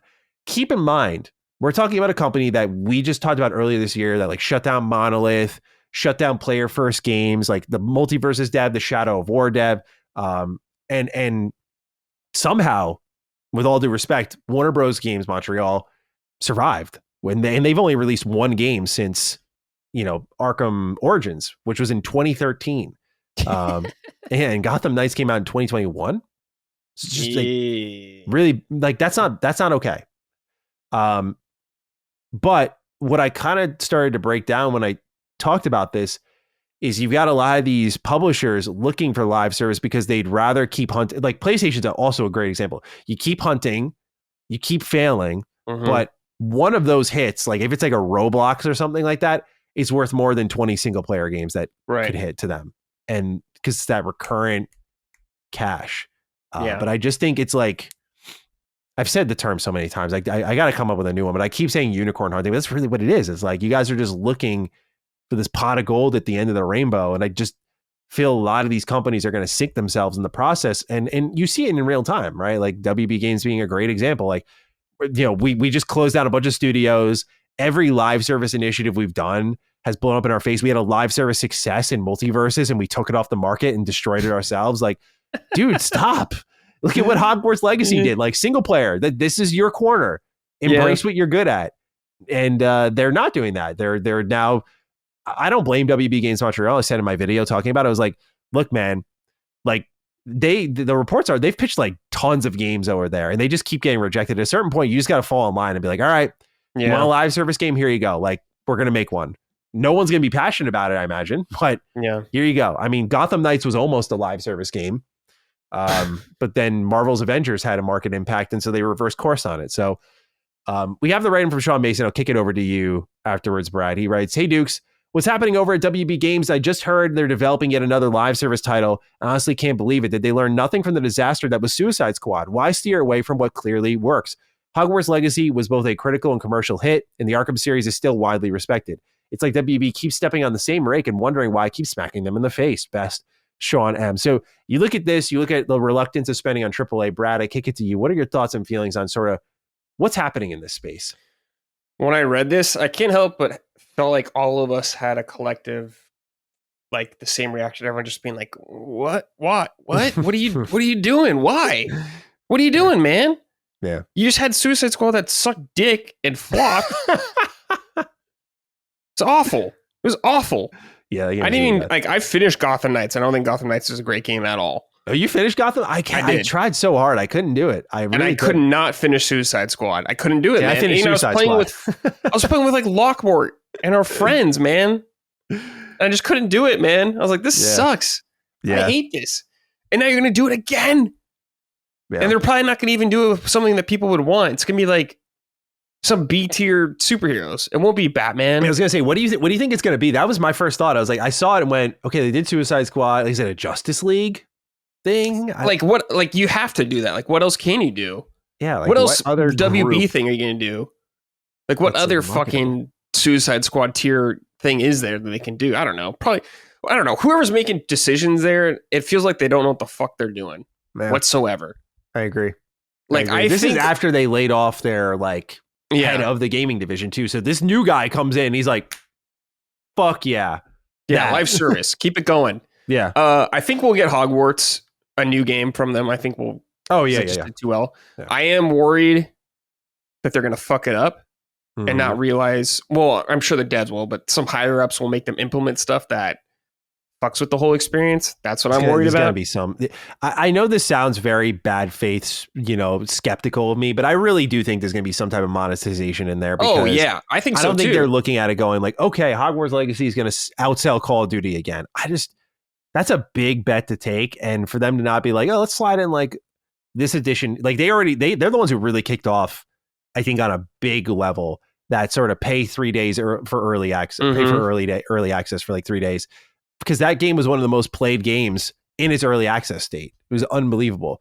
Yeah. So, I'm thinking they'll push for 80, throw monetization in there. Like, I think this is a game that they're going to swing. Oh, they're going to milk the fuck out of that game. Yeah. 100%. Because we'll see if these Harry Potter fans are how tough are they? How tough are they? How much? How much do they respect themselves? Because I don't blame them, man. Like I get it. They've waited a long time for that type of game. That's all they wanted for a long while. It's like Avatar fans. Like I think Avatar fans are going to explode out the gate with whatever Saber Interactive's making, with whatever this movie ends up being, even with the fucking ridiculous recasting decisions they're making. I think there's you're talking about like Airbender, right? Yeah. No, Okay. sorry, I forgot there's the other Avatar that's still alive and kicking now. I was like, wait, Avatar game came out like 2 years ago.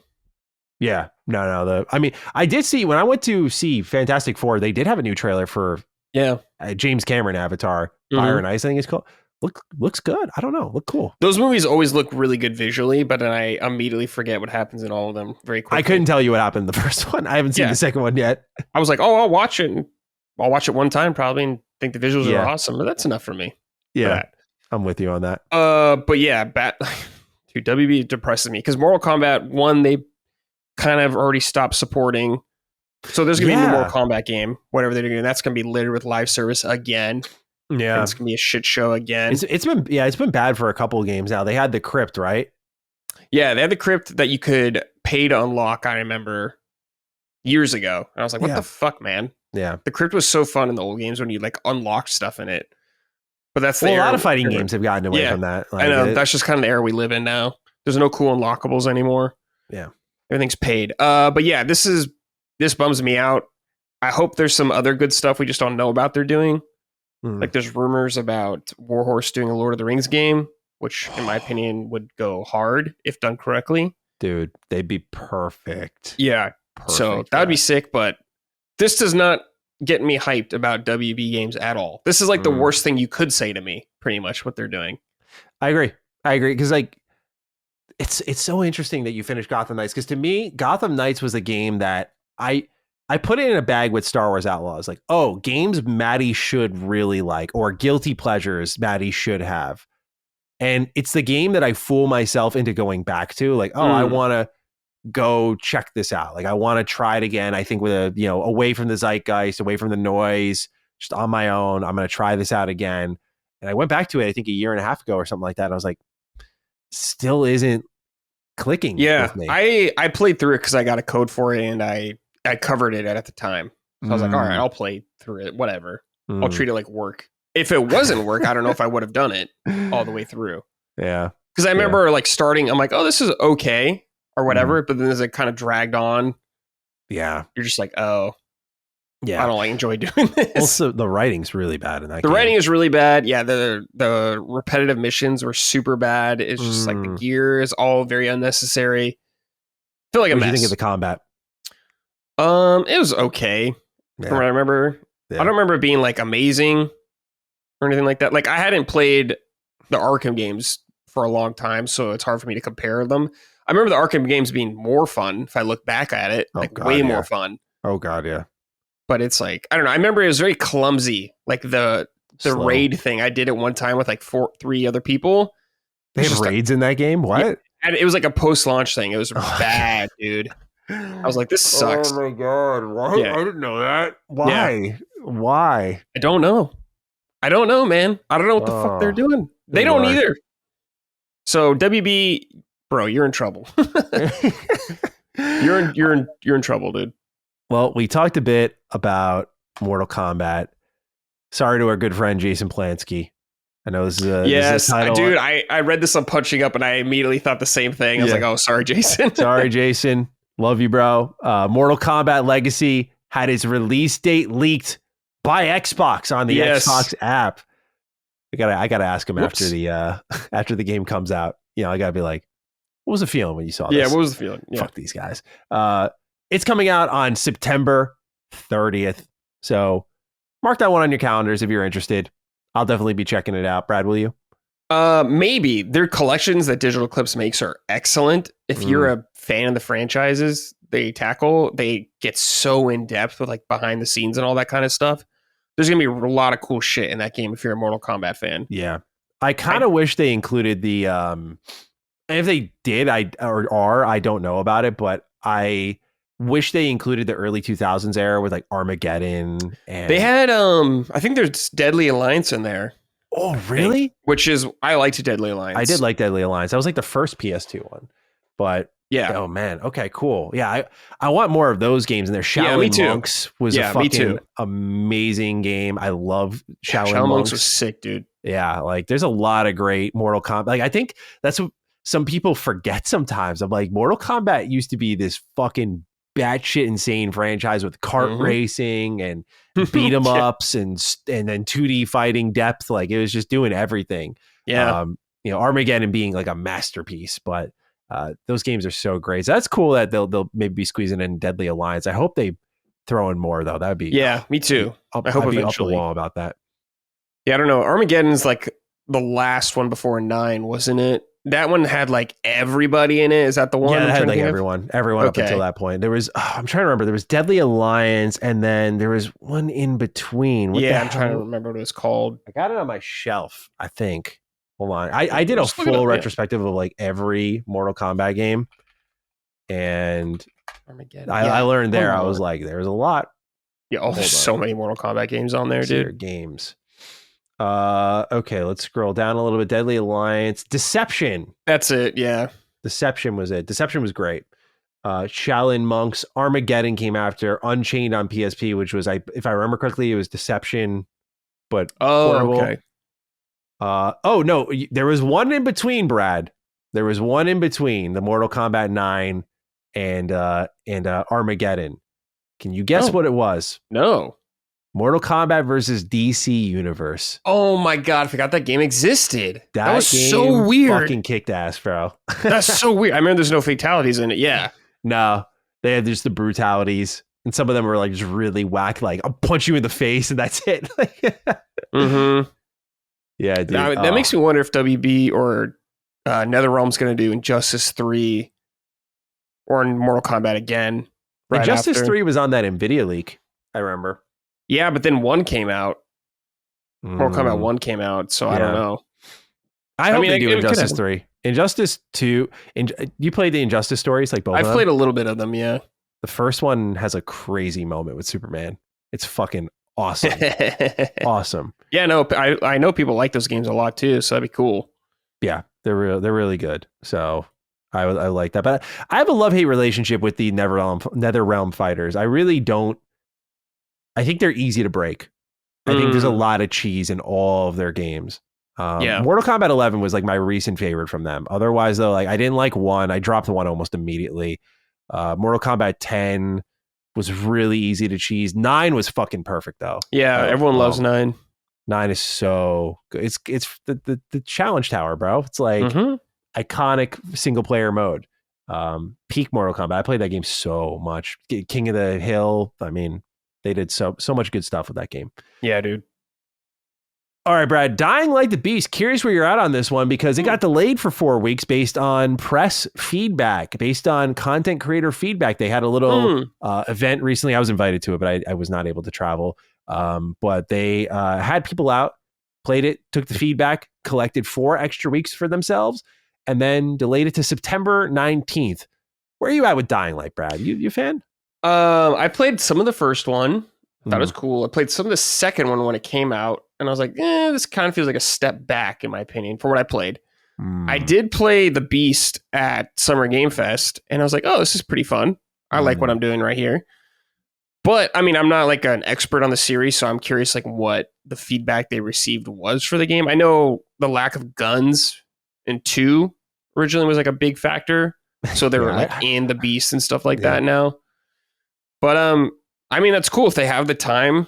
They've gotten an extra month to just kind of polish it up a little bit instead of like a patch later on. I think that's really cool. Timing wise, probably okay. I'm trying to think like what's in September around that time. A lot. Yeah. Oh, is there around that time? Oh, shit. Brad, let's bring up our favorite. All right, bring up the schedule. All right, let's do this. All right, so September. Depending on who you are, you will find some of these interesting, others you might not, but I will list them all out. Hell Is Us is September 4th. Indiana Jones DLC on September 4th. Hot Shots Golf, the most important game in September, is out that next day, September 5th. NBA 2K26, September 5th. Garfield Kart 2. That's hilarious. Sick. Yeah, September 10th. Borderlands 4, September 12th. Dying Like the Beast, September 19th. It's going head to head with Trails in the Sky first chapter, Brad. So, I mean, that's true. I'll be playing that. I was going to say, I'm going to keep my eye on you, bro. I'll be playing, dude, day one. Silent Hill F, September 25th. Sonic Racing Cross Worlds, September 25th. Final Fantasy Tactics: The Ivalice Chronicles, September 30th. So they're just like, okay, so but like when it's like that week, there's nothing like there that. is something very important. Let's be they're very different clear. though. It's important, but they're different audiences probably. Yeah, they're I mean, so it might be okay week to week. Is this a full price game? I forgot. Oh, you know what? I actually don't know that. I think it's a spinoff. GameStop. Yeah. Let's see what you got here. Dying Light. It's wait. That's not even It's on. $60. Oh, really? Yeah, so it's a little cheaper, yeah. I'm excited for it. I don't know if I'll be able to play it, but I'm excited for it because I think Dying Light's really good. I love the first one. Second one I thought was good, but it was like I said in my review, it was like fucked at launch. It was mega busted, mega buggy. But I got through it. It wasn't like I was fighting a huge uphill battle, but it definitely was janky. And then Dying Light, the Beast, looks really cool. You get the main character from the first game back. Yeah. I don't know anything about the story at this point where I'm just like, yeah, sure, he's back. But still excited about it nonetheless. It looks good. Yeah, I think you'll have a good time with it then. Like what I played was cool. I had fun playing it. Like I just don't know the series super in depth like most people or a lot of people do. Were you a Dead Island guy? No, I haven't played a Dead Island. Oh, I missed the boat on Dead Island. It was good back then. No, I believe. I remember when the Dead first Island one, 2 was great. I gotta say. Yeah, I have Dead Island 2. I just haven't played it. I remember when the first one came out, people were like high on the first game. I just never got around to it. It was special for its time. It's I don't know, man. Like Dying Light really put a bullet in that series to me. Yeah, because I tried to go back to Dead Island 1 and Riptide after Dying Light, and I just couldn't. Like Dying Light really evolved in a meaningful way, but Dead Island 2, yeah, and it sold well, I think too. So yeah, that game beat the odds. That game beat the odds every step of the way. It's crazy. That game's crazy to me. Its story, Brad, is hilariously bad, awful, but really, really fun game. Really yeah, fun I think game. that's the kind of game you can get away with having just a story no one cares about so much. Well, it's not even that no one cares. It's just like they didn't care. And I mean like literally like they do one of the dumbest things in an ending I've ever seen. I mean, I didn't care. I still recommend the game because I was like, this game is sick. Sure. What a pleasant surprise, but that fucking story is ass. All right. Silent Hill 1 Remake. Is it closer than we thought, Brad? Please say it's so. I hope so. Dusk Golem, well-known Resident Evil leaker, shared a little something on Twitter. He said, Silent Hill 1 Remake, as far as I know, started development around 3 years ago, roughly. If I had to take a guess at the Silent Hill game's release schedule, all subject to change at the whims of game development, hell, this whole OG plan was delayed by a couple of years, plus F and Townfall switched. He has the following. He says 2025 Silent Hill F, obviously, because we know that's coming out September. Townfall would be next year. Silent Hill 1 Remake would be 27, and then there's an internally developed Silent Hill game that could come out of Konami in 2028. So, number one, a little bit closer than I expected, but number two, Brad, how do we feel about yearly Silent Hill? I mean, it works for Resident Evil, or did for a little bit. They've kind of slowed down. I have no problem with this for Silent Hill. I think it can work like Resident Evil. Same thing. I don't think they're nearly the quality of Resident Evil games for the most part, but yeah, man. I think because Silent Hill is the kind of game you can kind of just take anywhere direction. Yeah. Remakes, new games, it's kind of all over the place. You can do whatever. I'm fine with it for how long the series has been gone and been bad, in my opinion, like Ascension and shit like that. So if we get Silent Hill 1 Remake in 2020, what did you say, 7? Yeah. That's great to me. Yeah. Yeah. I think F will be like a real test. It's like the first like new one for a long time. No nostalgia, just pure, and it's very new survival horror. Different, like the setting, of course, and the time period, very different from Silent Hill. So I think that's exciting, though. But I wonder how fans will feel. Yeah, I think that game's going to be really good. Yeah, but it's interesting because Silent Hill fans are a different breed. Like Bloober Team brought Silent Hill 2 in line more with RE2 Remake, which I thought was a great choice. But Silent Hill F, to me, based on like the animations and the combat we've seen thus far, really looks a lot more like classic Silent Hill, like stiff combat. And I think some people are going to hate that and not know that that's not that it's a good thing, but that's what the series has always been. Like James moving as effectively as he does was all for you, the player, but not for like serving the experience like other Silent Hill games have their gameplay typically do. Yeah. But I'm excited. Yeah, I don't know. As like someone who's played many Silent Hill games and been around for a long time, I'm used to there being more not good Silent Hills than good Silent Hills. Yeah, so true. I got into the series late, so I've really loved every bit of it I've played. So I have yet to dive into bad Silent Hill yet. Like I haven't gone left into like the spin-offs. But you've played like what? 2, obviously. I played 2, 3. I just bought 1 and 4, so I want to play those. Okay, maybe this month, and then I haven't played the Vita one yet either. I don't even think I own the Vita one. And I played 2 Remake. Yeah, I guess I only have very little Silent Hill under my belt. No, yeah, I mean, there's a lot of them. Yeah, I'm not a fan from the other ones I've really played. Does PT count? That was like technically supposed to be Silent Hill. Kind of. Yeah, it was supposed to be. That was good. Yeah, PT was good. But rest in peace. Yeah, rest in peace, PT. Damn. What All we right, could have had. Brad. It's time for the biggest news of the show. A new SpongeBob SquarePants game has leaked. And honestly, by the time this show goes live, because I think THQ Nordic is having their showcase on August 1st, this might be officially confirmed. Mm-hmm. However, SpongeBob SquarePants Titans of the Tide is said to be releasing November 18th on PS5, Xbox Series, Switch 2, and PC.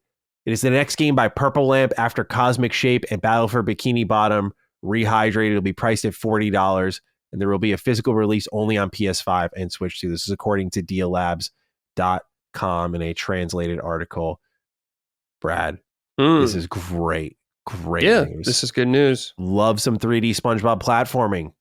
I don't know where you're at with this, but I mean, for me, Battle for Bikini Bottom, probably my favorite 3D platformer ever. Really. Holy shit. Love the fuck out of that game. Yeah. Okay. Love that fucking game. A lot of nostalgia, but just the music, the open world kind of Bikini Bottom, all the collectibles, all the playable characters. Dream SpongeBob game for sure. Yeah. I played the remake when it came out. I reviewed it. I actually really liked it. I thought it was great. Because like my SpongeBob 5 or 2 or something like that. I just that's insane. That's insane. I think I gave the game like an 8 or something like that. Great. I was like, great this score, game's great, man. There we go. Great score. Because like my history with SpongeBob is like the early years of SpongeBob, I'd say. Like seasons 1 through 3, maybe. Is like when I remember. I was a little... SpongeBob came around when I was older, like getting older. I think I was like getting close into high school, or I was in high school or something like that. So I missed the Bikini Bottom when it came out originally, but I know a lot of people loved it. And I did love the remake. I thought it was great, especially if you know the show. It's fucking awesome. Yeah. Really good game. The Patrick game, I've never played it though, but I always wanted to, because I did like whatever, Battle for Bikini Bottom. Cosmic Shake I don't have, or I haven't played yet either. But these games all look sweet. I want to play them all sometime. At $40, dude, all day. Yeah. All day. Yeah. SpongeBob's got a little something going on here. These 3D platformers have been nice. Cosmic Shake was a good time. I really like that. It was also awesome just to get that after all these years, because it had been since, I mean, you exclude Battle for Bikini Bottom Rehydrate, which was just like a crazy thing to ever happen in my opinion. Yeah. But before that, it was like Truth or Square on the 360 was the last SpongeBob 3D platformer game we got.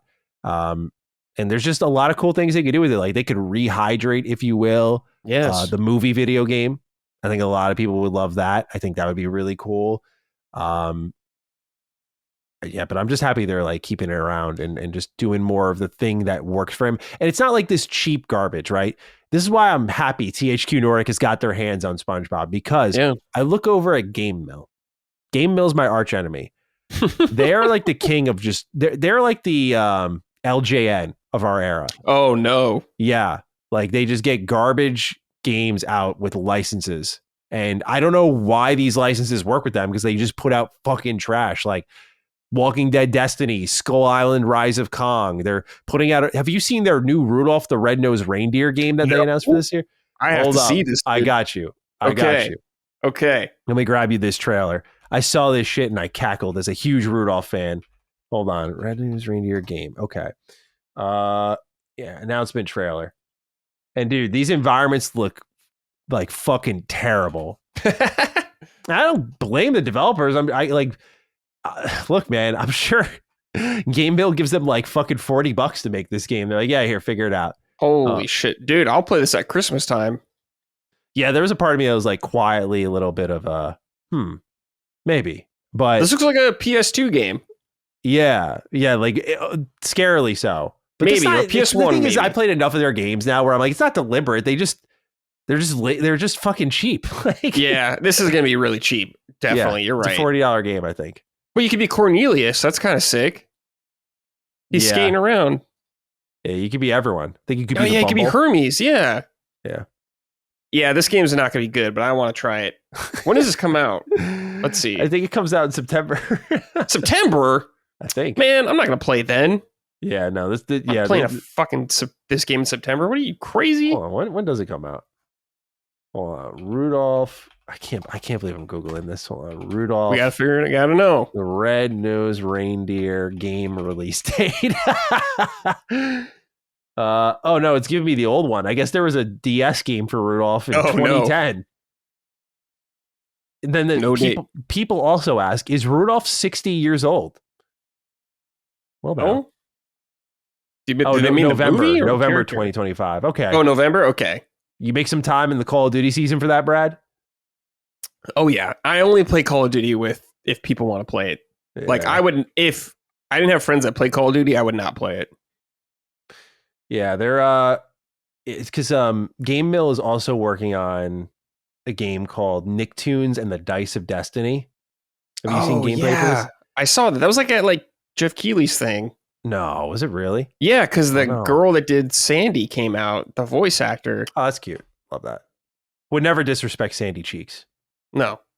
But, man. Beat your ass. Yeah, she would. Karate chop me right in half. But this game, again, just super cheap. Yeah, super cheap. So I'm going to play it now. I'll probably forget it exists, but I want to play it.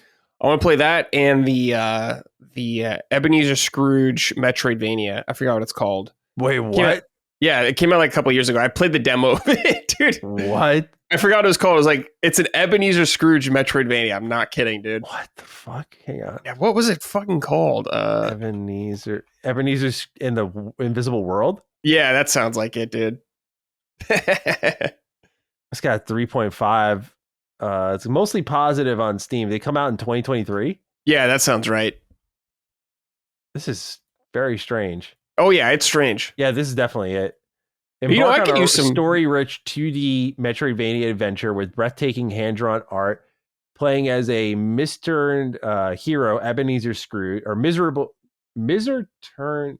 I can't read that. What the fuck? Miser-turned hero, Ebenezer Scrooge, in a reimagined Victorian fantasy based on Charles Dickens' classic novel, A Christmas Carol, enlists the help of ghosts to save the people of London before it's too late. This looks kind of high effort for a game that only has 81 reviews on Steam. But can you like imagine like sliding around as Ebenezer and doing double jumps and shit? Yeah. It's like, I gotta try that. Yeah, and this is the only December game only though. It's $20, came out in 2023. Yeah. They're working on Maui the Shapeshifter now. Oh.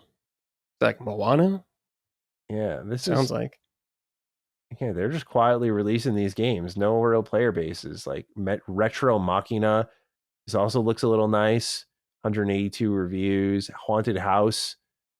22 reviews. Brad, how'd you find this? I don't remember how I did. It was years ago though, because like I played the demo before the game was out or something like that. It might have been like on a Steam, like Next Fest kind of thing. And like there was probably a Metroidvania category I looked at. Yeah, this is weirdly decent looking for.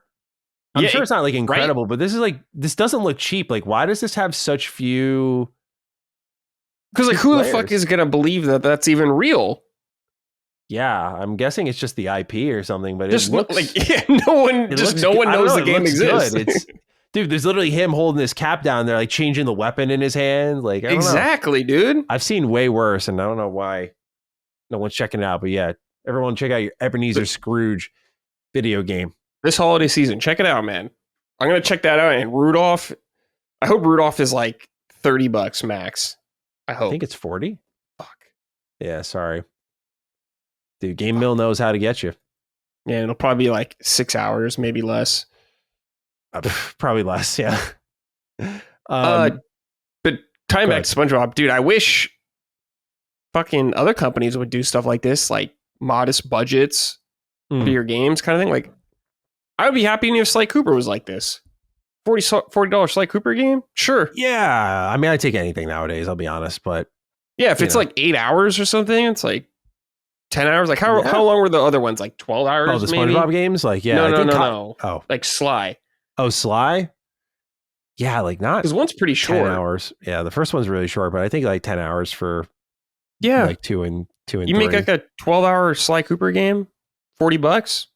That's not enough though, Brad. That's not enough. Not for fans. I mean, for Sony. That's not enough for these companies. They want to make more. Yeah, you're right. You know, that's why true. I do like what I'm hoping. I don't know if there's any chance this happens, but man, if THQ Nordic, like, because they've just been, for all their flaws, they have been the king of the weird, like, what announcements, right? Like, they bring back Red Faction, they bring back the SpongeBob platformers, they do all these crazy things, right? But I think king of it all is bringing back Kingdoms of Amalur. That is crazy. And I want them to make another Kingdoms of Amalur game so badly. I really do. They won't do it because it'll never be the budget or the scope people want. I don't know why. I just think the thing to me is it's so weird they made DLC for that game. I'm like, that is very weird. Well, why? How? Like, you spent money on making this? Like, I mean, maybe they're like, no one bought it. We're not going to do it. But that remaster did well. So I wonder if they see interest in the franchise and they're like, oh, we could do another one of these. I would lose my shit if it looked good and they're actually making another one.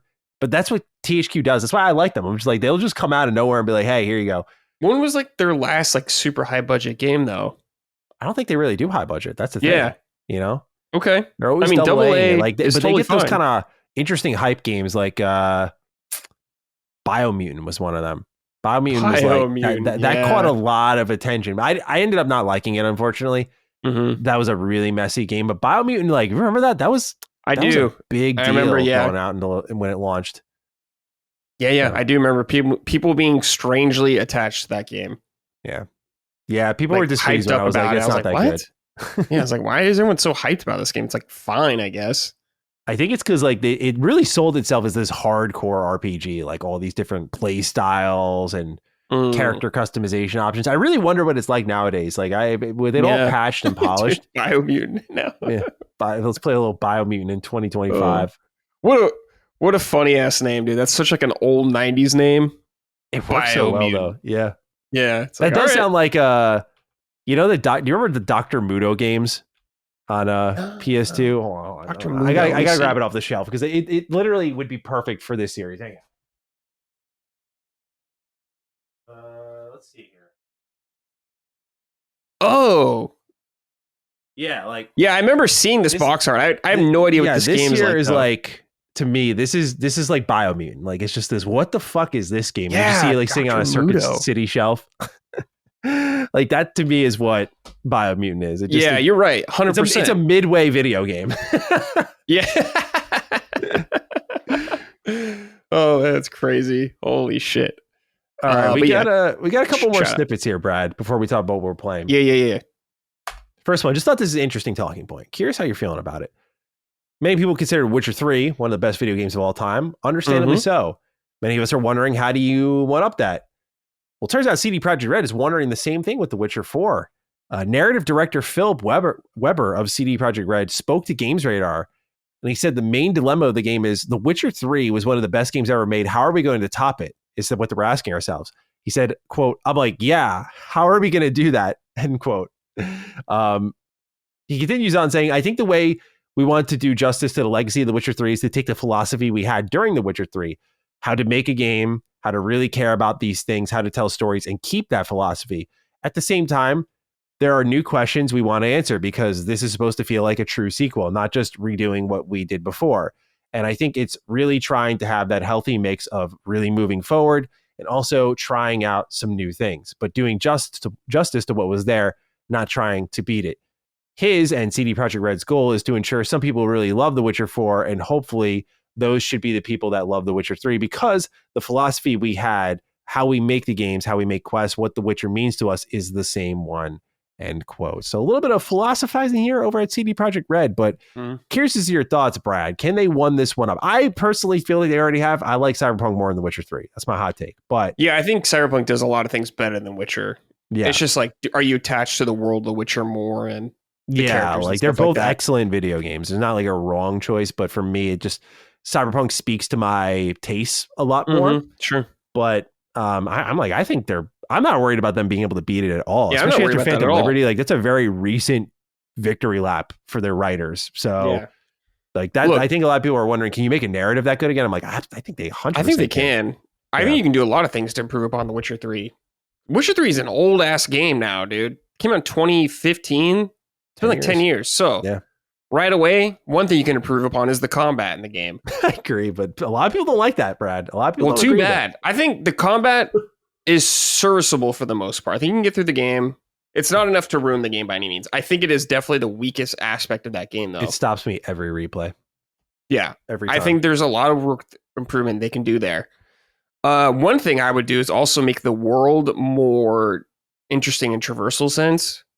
Witcher, from I remember, it's been a long time since I've played it, but kind of flat in a lot of areas. Not super interesting with the elevation. They could do a lot more kind of stuff like in how you scale the world, perhaps like climbing it actually instead of just actually just using your horse for everything. So I think they can do a lot more just to make getting around the world more interesting. And it's like, what do you think? Like when people think back to The Witcher, it's like, what do they think about the best kind of stuff? And it's usually like the quest lines, the dialogue choices and stuff like that. I think they can totally surpass it. I think if they just make, like I said, the world more interesting to go through. I'm not saying The Witcher 3 is bad to go through anything like that. It's an amazing video game. But there's still room for improvement. 100%. I agree. I do think Cyberpunk even shows that. I mean, just the amount of, I mean, granted it's a sci-fi world, so there's more options, but Cyberpunk has like stealth. I was just playing Cyberpunk earlier and I was able to like sneak through, like I was doing a gig and I went around back of this building and you could only reach it if you had your double jump equipped. And if you really use your quick hacking and you could like open the window up and like double jump into it. And it just completely lets you backdoor the entire place. Like otherwise you have to crawl through it, choke everyone out. And I'm like, this is the shit that The Witcher's kind of missing, like stealth gameplay or those extra layers of like class building, you know, those play styles aren't fully there, I think, in The Witcher 3. I mean, it's still like a serviceable combat system, but I'm with you that I liked it for my first go around because it was all fresh and new. But going back to it now, I think it's also a little bit more difficult to go back, excluding the story, which is excellent because with The Witcher 3, I think a lot of games have tried to copy everything that game did, understandably so. And so when you go back to it, it's kind of like I call it like a Chrono Trigger moment where you go to like this game that did all these things you see in other games, but it did it first. So it's really special.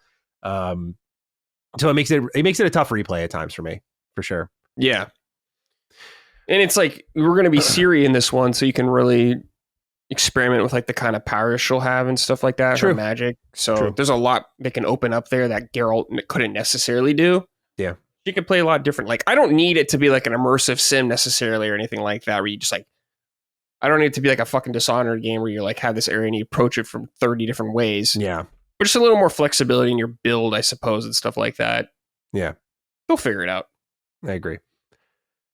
All right, Brad, rounding out the news here, almost done. Is Mafia the Old Country a little bit longer than expected? Hangar 13 president Nick Baines spoke with IGN.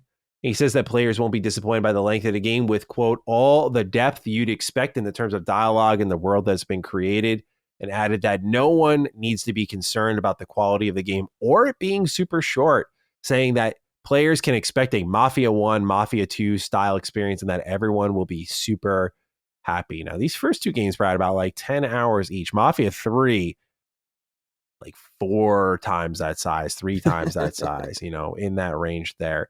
What do you think about this, Brad? This is a $50 game and they've been marketing it a lot, but because it's a $50 game, it's been worked on for a while. There's kind of two schools of thought for Mafia the Old Country. There's this game was supposed to be like a big open world, Mafia game, but they went away from that to a more linear one because it's been since Mafia 3 that we got something from Hangar 13, which was that 2017, 2018, something like that. might even been earlier. I might have been like 2016. I don't know, but they had a lot of time to make this game, and to show up and be like, we're making you a $50 tight knit Mafia experience, kind of in line with the series. Like they're always known for their tight knit stories, but to kind of walk away from the open world aspect, suggest in the $50 price tag suggests this something is smaller about it.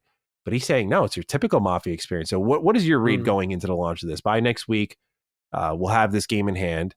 So how are we feeling about Mafia: The Old Country? For Mafia, the only one I've played through all the way is the first game, and I really liked Mafia 1. I played the definitive edition, whatever, like the remake one they did, and I really liked it. I thought it was awesome.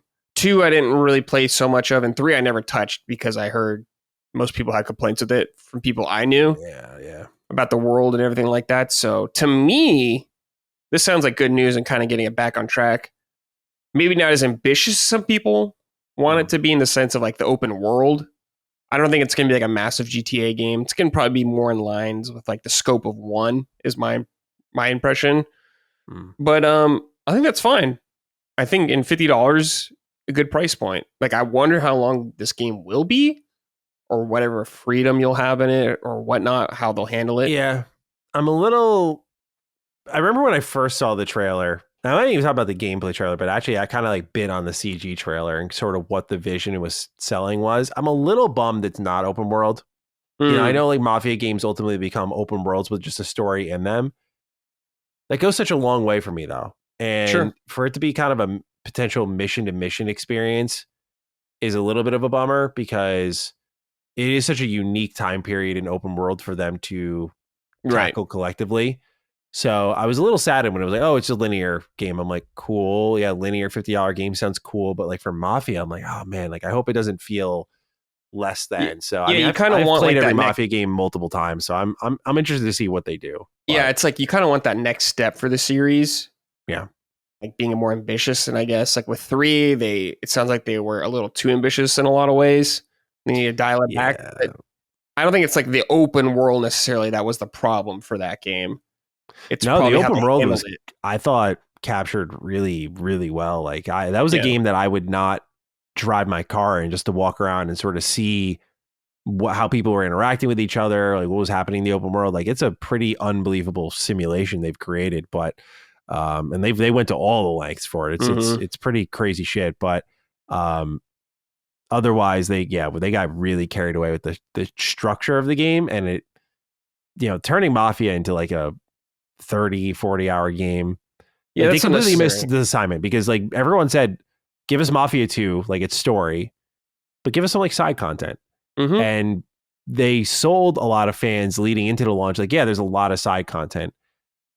That kind of is like a delivery mission here or there, but really all of the side content leads into the main story. Like you take out these brackets across New Orleans, and when you do, like your main target appears, and then you take them out, and it's just rinsing, repeating that. So all this side stuff is mandatory to do to progress the main stuff. So it's not side stuff at all. So it's just a really bloated story. But when it's just, some of the cutscenes in the game are fantastic. Like it's a game of highs and lows. I dig it, but it's very flawed. Yeah, for sure. So, well, hopefully it's good. Hopefully it's meaty enough for fans to be satisfied. $50. So, but $50, they at least understand the assignment. Yeah, that's interesting from 2K. Yeah. All right, Brad. Last bit of news here.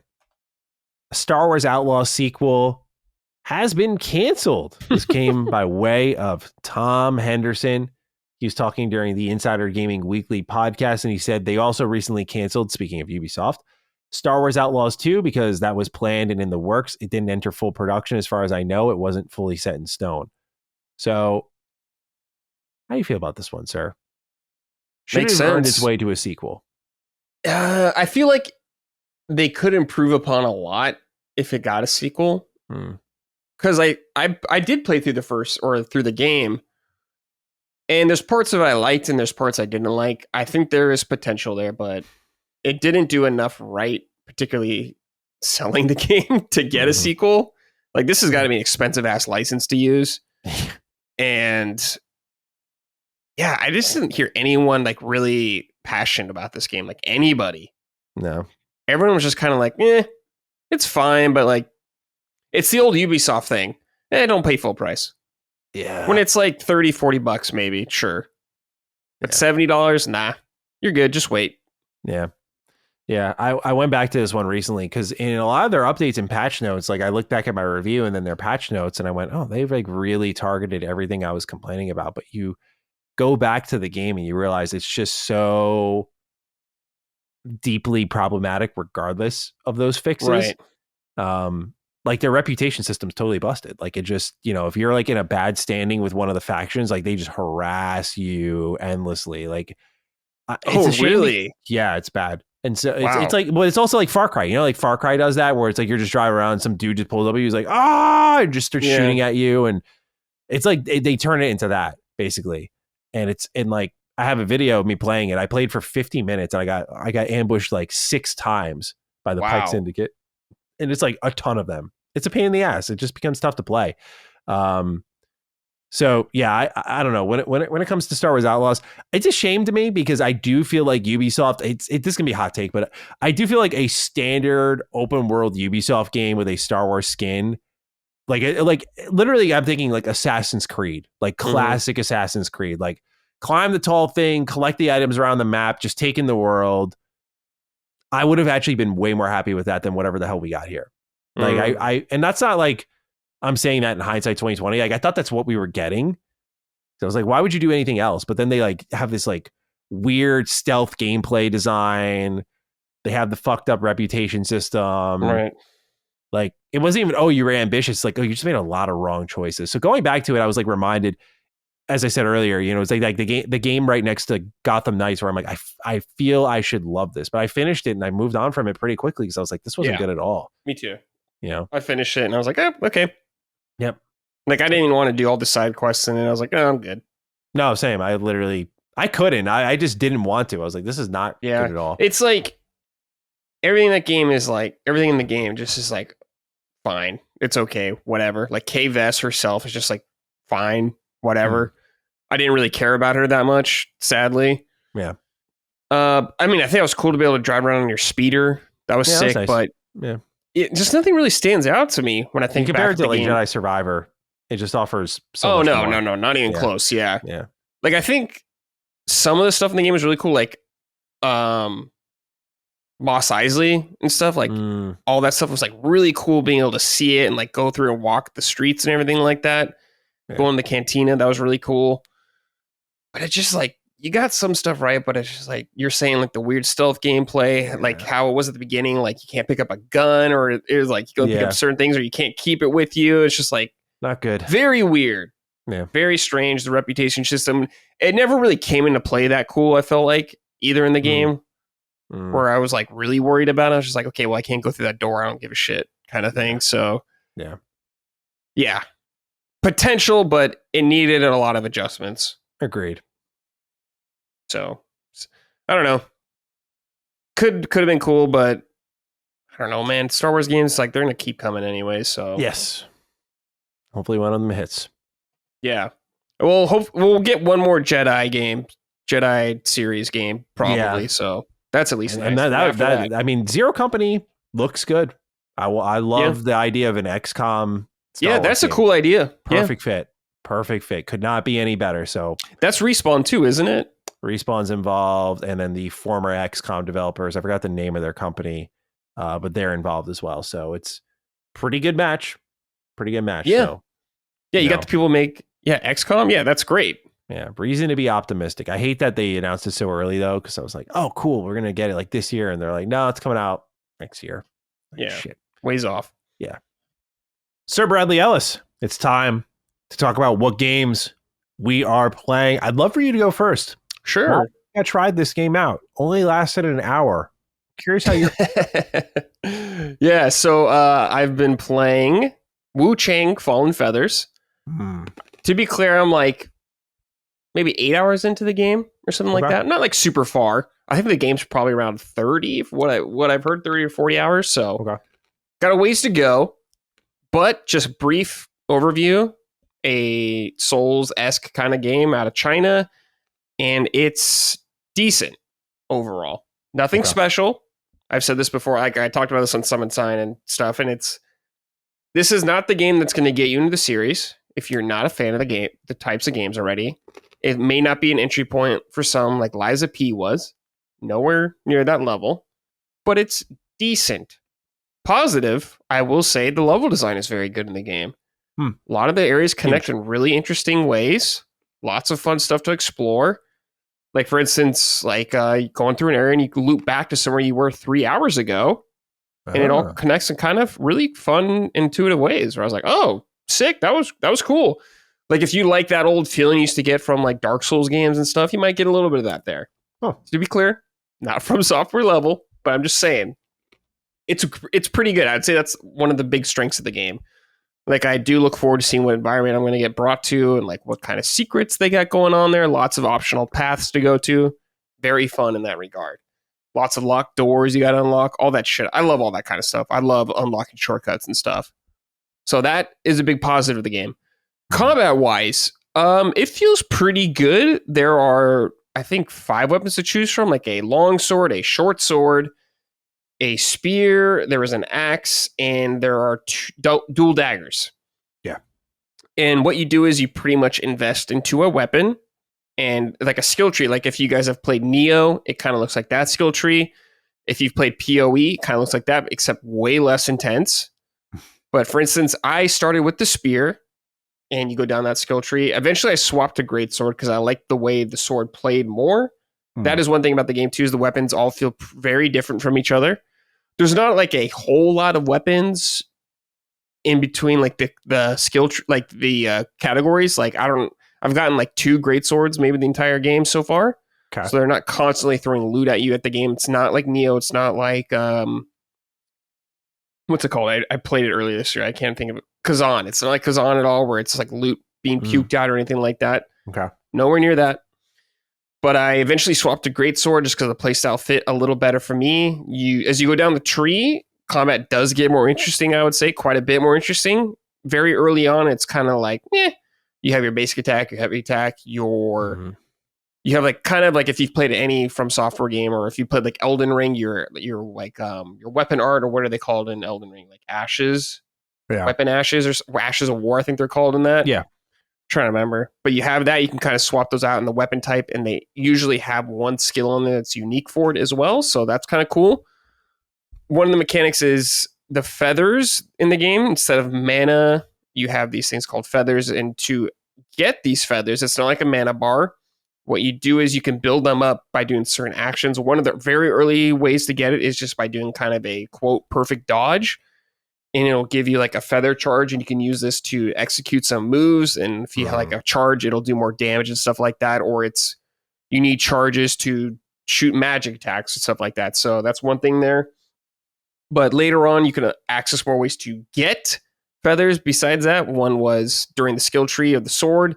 It's just like, hey, every second hit of a combo you get, you build one up. So there, more things unlock as you progress through the game. I'm really curious to see how like in depth a lot more of the combat stuff gets as I get down further in the tree. But what's cool about it is usually is whatever weapon you invest in, the stats that are aligned with that weapon usually align with something else. So you can kind of swap around between 2 different types if you want. For instance, the greatsword and the spear, I think, pair pretty well to each other. So you can kind of fuck around on both if you want. There's an interesting move that lets you swap weapons mid combo. If you think kind of like Neo, how you used to be able to do that in Neo games, way less complicated than Neo game. Neo is like way more complicated than this game, but it's cool. The bosses, I've only fought in like 4, have been very easy so far. Like I've beaten all of them on the first or second try. The mobs in the game, or the other enemies I've run into, can be very dangerous. The difficulty is kind of all over the place. I'm not really sure. I don't necessarily feel like I have a good grasp on like what I'm getting into each time. But like I said, I'm not super far into the game. So I'll see how that goes. Trying to think anything else. I'm playing on PC right now. The performance is not where it should be. It's a little suspect in some areas. Particularly, there's one the bamboo FromSoft experience. Yes. Particularly one bamboo area that reminded me of Blighttown from Dark Souls back in the day. But I'm not sure how it is now. I haven't played in a couple days. I don't know if there's been patches or whatnot, but it needs some work there. Art direction wise, it looks nice. I think the enemies look kind of cool. Character looks cool. You can make this a Gooner game if you want. There are some Gooner materials for your girl, but you can like have her all armored up too. So seriously? Yeah, dude. Hey, dude, Gooner is a selling point for a lot of gamers. Yeah, so sure. You got to know. But yeah, it's okay so far. Decent enough. Decent enough where I want to keep playing and see what else it's got going on. But I will see. There's just a lot of stuff out right now. But yeah. So not fully convinced you're hanging with it the whole not way? like I don't know if I'll make it the whole way. I'm not really sure. But it's decent enough right now. I do need to give it like at least one more really good session. I want to give like another 4 hours or so to see how I'll feel by that time. But yeah, it's on Game Pass if you're curious about it. Easy recommend. Just check it out. If you like Souls games already, you should probably check it out. But just don't expect, Liza P or anything like that necessarily. Yeah. What did you think? What put me away after an hour? It wasn't to be extreme. I said on Duke when I played it last week, I was like, yeah, it's not something you need to avoid like the plague, but I thought it felt bad. Like it literally felt and this is, I think, just a product of being in such a competitive genre that like you feel like my responsiveness when I press a button, when I turn a corner, the animations, like the wind up speeds, like these little intricacies are the real game. Honestly, you don't realize it until you play something like this, where I'm like, this feels off. This is like Lords of the Fallen energy. Like if you want more Souls likes, here you go. But it's not necessarily like you want like competitive, like this is gonna challenge for the throne, like Liza P kind of was doing, or Neo was kind of doing. Like you're not really getting that here. Would you agree though that the feel isn't as good? Will say is the game has taken me a long time to adjust to the feel. It's like, I will say it didn't instinctively work how my brain thought it would necessarily. But as if I've played more and more and things have started to click more, I've enjoyed it. But it did take me a long time to get like quote unquote comfortable with the game. Yeah. Yeah, so, it's like, do you feel like you're bending to it? Like, do you think you had to learn a rule set, or is it like I think it's a little of both. Feel? Yeah, I think a little bit was of me approaching it perhaps not the correct way or the intended way of the game, and learning just kind of like the rule set of the game and like what works well in the game and whatnot. Yeah, and just the game just not being up to snuff in some areas. What got me was like when I played it for an hour and then I decided to drop it, I was like, I still haven't played Liza P Overture, and I know that feels. Oh yeah, I mean, you love better. Liza P, so yeah, you should just play that. Yeah, but it was one of those things where I like to give myself over to these experiences, because discovering one of these and then being good and having like a unique pocket, like it's fucking awesome, bro. It's a sublime feeling. Like when you first play Liza P and you're just like, whoa, just opens your eyes to so much. So I was hoping for that again. I was kind of disappointed I didn't get that. It's so not that level. No. Yeah, it's just not. It's again. If I think you would agree. Like if you want more Souls likes, 100%. If you want more Souls likes, you like the genre, you'll probably have some fun with it. Yeah. There's also like been a lot of games like that this year. I feel like there was that game AI Limit that came out. I've been meaning to try that. Yeah. Apparently that's decent. I've heard solid. I've heard just people say it's okay. Yeah. The Steam reviews seem more favorable, which is why I was like, maybe it's not like, because a lot of reviews are like on it. Kazan was a big surprise. I remember. I finished Kazan. Yeah, that was a hard ass game, but it was sick. It was a long game. Looks really good. Yeah, the length of it kind of pushed it's me long, away. Dude. Yeah, I need short games right now, brother. Yeah. Well, I put handicaps on myself with the game. Oh, like I didn't use summons. Okay. There's difficulties I didn't drop into the difficulty anyways. Oh, they have difficulties in that? Oh, yeah. But what I like about that, my approach, or I think the smart approach with Souls likes or difficult games, is how they did, in the sense that you get trophies if you handicap yourself. Like if you don't use summons, there's a trophy for that. If you don't lower the difficulty, that'll get me. There's a trophy for that. So I was like, oh, that's cool. I like that. Yeah, that'll get me too. But if you want to get through it, you can. I like that. That's smart. Okay. Oh, yeah. Let me give you one more also. I'm curious about this. What do you think of this? I have been playing this for a little while, and I didn't have time to get to it, but now I have time to get back to it. I started playing again last night, which is Fantasian, Neo Dimension. Oh, yeah. Give me an update. Yeah. Did I talk to you about this before? I forgot. Yeah. I like basically interrogated the hell out of you on your own show, because I was like, I'm interested about this one, and just in learning more about it because I have it in my collection. I remember you were saying it's solid. It's good. Yeah, it's solid. To me, it's like getting more interesting from a narrative perspective where it's at. I'm about 10 hours in the game now, and some things are starting to fall into place. I think the game's kind of long. I think it's probably like 30 or 40 hours, I think. But so there's more interesting mechanics happening now in gameplay. Like I've unlocked more party members who have like their own mechanics and stuff like that. Like for instance, one boss fight I ran into last night, which was pretty tough actually, or I had to like really focus, was this giant like dragon thing that was there, and he would summon these lightning enemies with him, and he would like absorb them or they would attack him and he would give him charges. And if he got 4 charges, he would unleash a stronger attack that would knock you backwards, your characters. And if this happened about 3 times, I think you just fall off the map and die. So I was like, oh, this is an interesting mechanic. I kind of like these puzzle fights where you have to think about that stuff. So what I had to do is with one character, he has like a taunt ability. So what I would do is I would taunt all the guys around him, and so they would attack me instead, or that character instead, and not give the boss charges and like that. But it's just all about managing that kind of stuff. Because I feel like the difficulty got turned up a little bit recently, where I'm like really struggling on like some of these guys, where I'm like really using like I'm dipping into like the inventory, like, diving into the item bag a little bit more. Yeah, exactly. I'm like using items a lot more now and stuff like that. I'm like, okay, cool. I wonder, because like I've definitely felt like there's been like a spike in the game where I'm at right now, but I wonder how it'll balance out, or if I just need to get used to this new spike. I'm not really sure, but I still overall like the game. Like I said, Maddie, you'll probably enjoy it. It ain't like game of the year or anything like that, but it's cool if you like more low budget JRPGs, because it is low budget in some ways. Like some of the story is done through like flashbacks and like dialogue on the screen, like near stuff like that. But there's like pictures, like that some of that, shit. Some of it. There are like some proper cutscenes, but there's a lot more of that. I mean, this was an iOS game or early on, or an Apple Arcade game only, so it is built around those limitations. But it's so cool. The music's awesome. Uematsu killing it. Some of the towns, they got some really jolly towns. You remember from like those old Japanese role-playing games that you may love, like I did.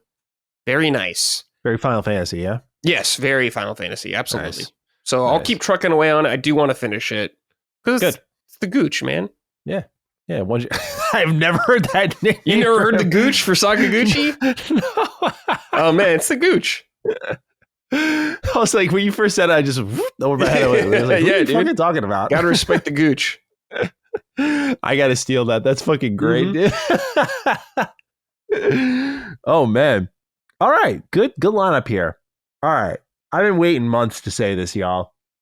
Last Defense Academy, I am done with you, and I'm a free man. He did it. Yeah, we got a write in here. And it took me way longer than I'll just say this fine gentleman took. Dragon Paul 22 writes, "Hey Dukes, this write is mostly for Maddie. Maddie, I've been on the 100-line journey through hell, and I just hit 100% last week. I'm a fast reader, so my playtime says 85 hours, but in reality, it took me about 74 hours because of all the mandatory free time padding. I'm in full agreement with you. This game really should have been cut in half. Let's be real, so many of them were a complete waste of time. Cough, Colt Route, cough. I've been reflecting on the experience.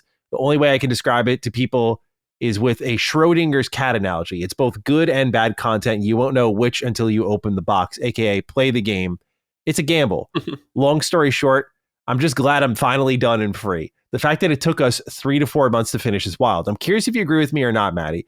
I'll enjoy hearing you discuss it while Cog just sits there pretending to understand the suffering we've been through. Then again, with the way the community's making him watch terrible anime lately, maybe he does get it now. Anyway, I'll hang up and listen. Thank you, Dukes, or hope you Dukes have a finally seeing the light at the end of the tunnel kind of day. P.S. Maddie, you, Hogue, and the buddy you've mentioned really need to do a spoiler cast on the 100 line. We deserve closure."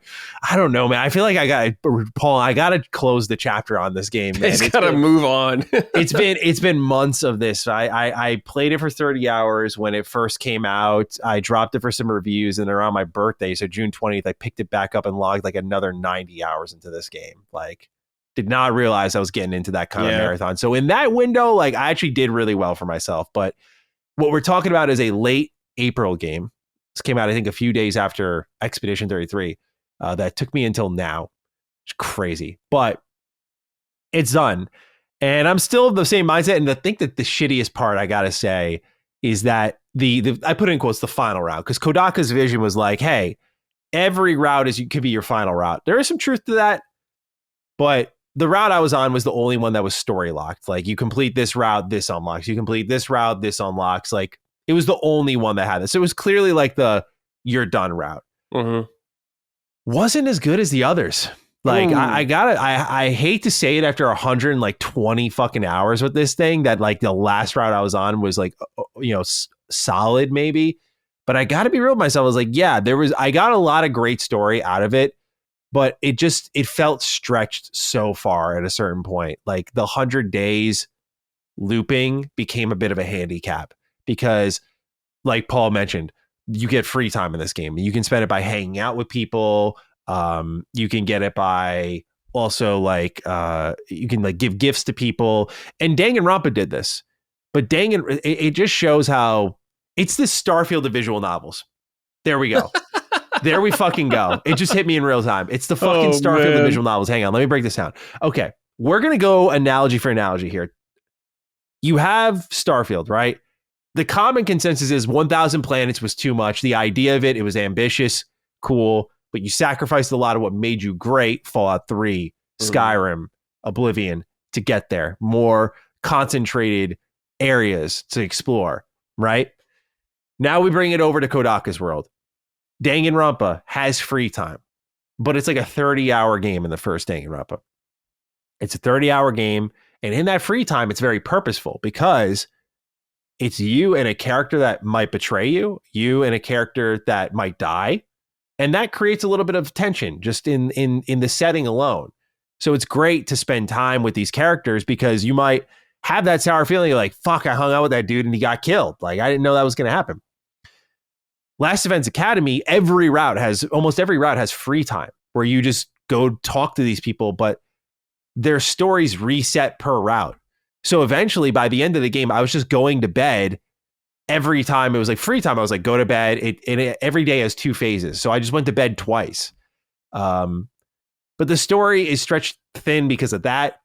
It's stretched thin because there's some times where like they clearly need to fill out the 100 days. So like Takumi, the main character, will be like, and then I sat in my room and stared at the ceiling as the clock passed by. I had no idea how long it had been. And like 3 days will pass by. I'm like, this fucking guy sat in his room for 3 days. Like, you really got to give yourself over to the game because there's a lot of moments like that. The mystery and the suspense are great. There are some storylines that are really captivating, but the game kind of like, it's impressive. It's definitely one of my favorites of the year, but by the end, it was like out of answers. And there's no better sign of that than I'll just say with the final mystery I was on, how it just kind of became this weird loop kind of chase that you went on, only for it felt like to me, it didn't really matter. You know, like the whole story as a whole, didn't mean to hit my mic there. Sorry. The whole story mattered. That didn't take away from it. But the little route I was on there to wrap things up, by like day 90, they just do some shit that I'm like, they just throw it out the window. And I'm like, fuck, man. Like, really? And so by that point, I was very ready to be done. It wasn't like, I'm like, I've been patient. I played this game in bursts. I don't want to hear any of that from the Kodaka fandom. Like, oh man, you just wanted to be done with it. It's like, yeah, I was ready to be done. I was ready to move on. But like, I gave this game all the time in the world, clearly. But yeah, I finished it. Overall, really liked it. Probably in my top 10 this year. It did deliver in a lot of ways, but I think a lot of people who reviewed the game and gave it like an extremely high score did not finish it. Right. Because a lot of its mechanics, like I talked about, the free time that falls off. Combat in this game is awesome, but what happens, it's like out of preservation for you and your sanity, but it's also like, why didn't you guys make more battles? Because if you've done a battle before in this game, these time loops are repeating over and over. So you're finding the same enemies. Sometimes your characters are saying the same thing. So sometimes you'll just skim through dialogues. You're like, okay, I've heard this before. And so when you get to those fights, they'll be like, do you want to skip the battle? And I'm like, I'm not going to fight the same fucking fight for the 30th time. Like, yeah, I'm going to skip it. But by the end of the game, I've seen every fight because I've done so many routes. So I skip every fight. I skip every free time segment. So it's a straight up visual novel with like 2/3 of its gameplay that it added to the pot ripped out. And I really do think if they created more meaningful fights, more scenarios with those fights, I would be sitting here saying a different thing, because then they may have had to change the story a bit. But it was, I just think the 100 endings is a really ambitious goal. A lot of those stories are really good. They go, I won't say what these routes go into, but they go into a lot of just wild shit. It's really good stuff. But there are ones like Dragon Paul mentioned, like a cult. There's the romance line that has hilarious endings, but just is kind of like a big time waster. There's a lot here. There's a lot here. And it's a bold game, because you just, as the developer, you're like, okay, we're going to get them to a certain point and they can go in any path, and they can have my experience, which is I went down to the romance path by accident. I was like, fuck this, dude. I don't want to fucking do this. And there's so many different ways it branches. It gets overwhelming quickly, where it's like, okay, I want to get out of this hole, but I don't know where I'm going to end up. That takes guts to be like, yeah, they can just like literally bury themselves. I pushed on. But it was a long game. One of the longest games I've played recently. And I am ready to move on. I'm happy with this, though, overall, because it's kind of Kodaka getting back to his comfort zone. But I'm glad this kind of restored the company. It seems like, we can keep making games now. So that's good. I just hope that they reel it in a little bit. I think because of the game's scope, they were putting little answers to all these characters in all these different routes. And so some felt like the final one stretched thin, when I think if they really compacted it more, like this would have been a really strong game. Way stronger, especially because there's a route that you have to complete before this one. It's called the second scenario, and I think it is fucking great. There's a lot of amazing ones in this one. That's great. Box of Calamity kicks ass. I won't say this other one because it gives it away in the name. The serial killer one is awesome. Like, there's just so many like death games going on in this game. It's really fun. If you're a Kodaka fan, I think you'll enjoy it. But yeah, I'm done. I'm free. And so I finished like a replay of Sniper Elite Resistance with a buddy that was like 4 or 5 hours long. So I immediately got one under my belt. I was like, fuck yeah, I'm beating another game just like that. No one can stop me. No 100-hour games right in front of me. So I'm targeting small fry right now is what I'm doing. I'm looking at games like I want to get that feeling back in my system, man. When you go this long, you ache to see the credits roll. So this has fired me out of a cannon, Brad. I'm ready to take down some games. Freedom. Wait, what's going on with you in Donkey Kong? I'm going back to that now. Yeah, okay. Now this is done. Yeah, Donkey Kong's still going. I just have no updated thoughts because I thought I'd be done with this game last week. But yeah, Donkey Kong's back on the docket, so I'm playing some more of that. No real updated thoughts though. Gotcha. Last I saw is you posting DK's cheeks in our Discord. Yeah. Did you hear the shit I talked last episode? No, I didn't. Oh, Brad, I said, I hope you're not enjoying this. Oh, damn. After everything that you've said about 3D DK, I was just saying, I was like, I hope Brad's not having a good time, because if he is, he's got to be quiet about it. Oh, well, the thing about this game is it's like, I don't have to run through a level and there's a bunch of bananas I can't collect, so I have to run all the way back to another fucking barrel again. It's switched to 4 different Kongs and do this through the you get your red bananas, game. Your blue bananas. You don't like that, Brad? Come on now. If you could swap on the fly, that would have solved like every problem in that game. It's funny. I don't know if you saw it, but I gave you kudos in my retro rebound video of DK64. Oh, really? I did bend the knee and say, yeah, if you could just swap on the fly, this would have been like way fucking better. Yeah. And so it's like an easy fix. I hope they do one day, but I feel you. But yeah, Donkey Kong's on the docket. That's going to be like I think that's the next, like, when I say big game, I mean like, big release that I'm going to finish. But there was a game that I was looking forward to in 1.0. It's out on Game Pass. It's also PS Plus. Abiotic Factor. Yeah, I don't know anything about this game. This is like a Half-Life inspired game where you play as a scientist in a lab where an experiment's gone awry. If I were to draw a comparable closest to it, I would say Grounded. It takes its, and by that I mean it takes its story seriously. It's also a little goofy. Its setting is kind of everything as well, similar to Grounded, kind of separating itself a bit. Played a few hours with the boys, and I'm like a little mixed on it. I think Grounded kind of broke me in a good way. Grounded gave you more story and more progression and felt more like, hey, if you're not a huge survival fan, like you'll get like a good kind of single player experience out of this, or a co-op experience out of this. Abiotic Factor, I want to go back for a second run again, but I was playing and it quickly, like the opening is like cutscenes and a lot of like funny world building, like really charming dialogue. Like immediately I'm like, I think I'm going to love this. But then it kind of drops you into this spot. Like there's no real conduit between the intro and where you end up. You create your character. You can pick all these crazy classes of like, are you good at building? Are you good at fighting or whatever? And it just kind of quickly devolves into just pure survival crafting, which isn't bad. It's not like I'm telling people like, oh, this shit sucks. Like stay away from it. It's just, it has such a great premise, such a great world. I'm going to try to see if I go through it again, okay, like how am I feeling about this with like, now I understand what it is. But like right now, first impressions are like, I saw the rave reviews and it felt like exactly what I wanted. Like more like a 1.0 version of a survival game, similar to Grounded, where it's like, yeah, that's like right in my wheelhouse. But I kind of bounced off it a little bit. I immediately got into like the resource management and throwing shit in the chest and putting a million chests side by side and staring at my crafting table, going through like 5 million recipes at once. Like the game has a lot of that. You'll basically find ingredients in the world. And because you're a scientist, you'll get ideas. Yeah. And you'll take those materials and you'll put them together into like your idea factory and you'll start to like generate recipes. And bro, you will sit there for like 15 minutes at a time, just generating recipes. There's so much. It's very overwhelming. So now that I understand what it is, I'm going to give it a second chance. But I have to say, first impressions kind of knocked me back a little bit where I went, not fully what I'm looking for here, not bad, but not fully what I'm looking for here. And so that's where I'm at with Abiotic Factor. I want to really like it. There are some interesting narrative elements. Like you'll be roaming this lab. You'll find like some people to talk to, which I always found was cool. And they'll kind of fill in the story a bit. You'll find some other like universe. You'll find like audio logs. So it's cool. It's interesting.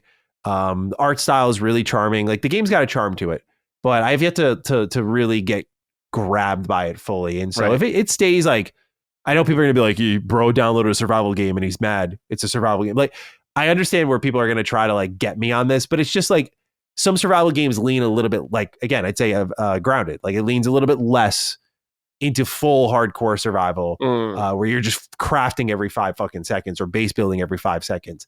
I feel like Abiotic Factor dragged me right into that almost immediately. And I'm like, okay, true to the genre, but not exactly what I'm looking for. So going to give it a second chance, see what's going on there, but not awful, just maybe not my speed right now. Maybe not what I'm looking for.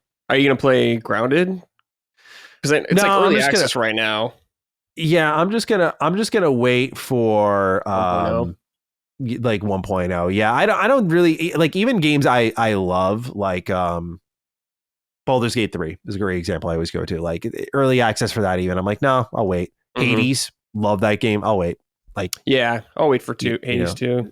Yeah, like I just always wait for 1.0. It's just not worth it to me. I don't know. Like I get why some people get the joy of being on that journey, and some people just don't have like the patience to wait, like which I also get.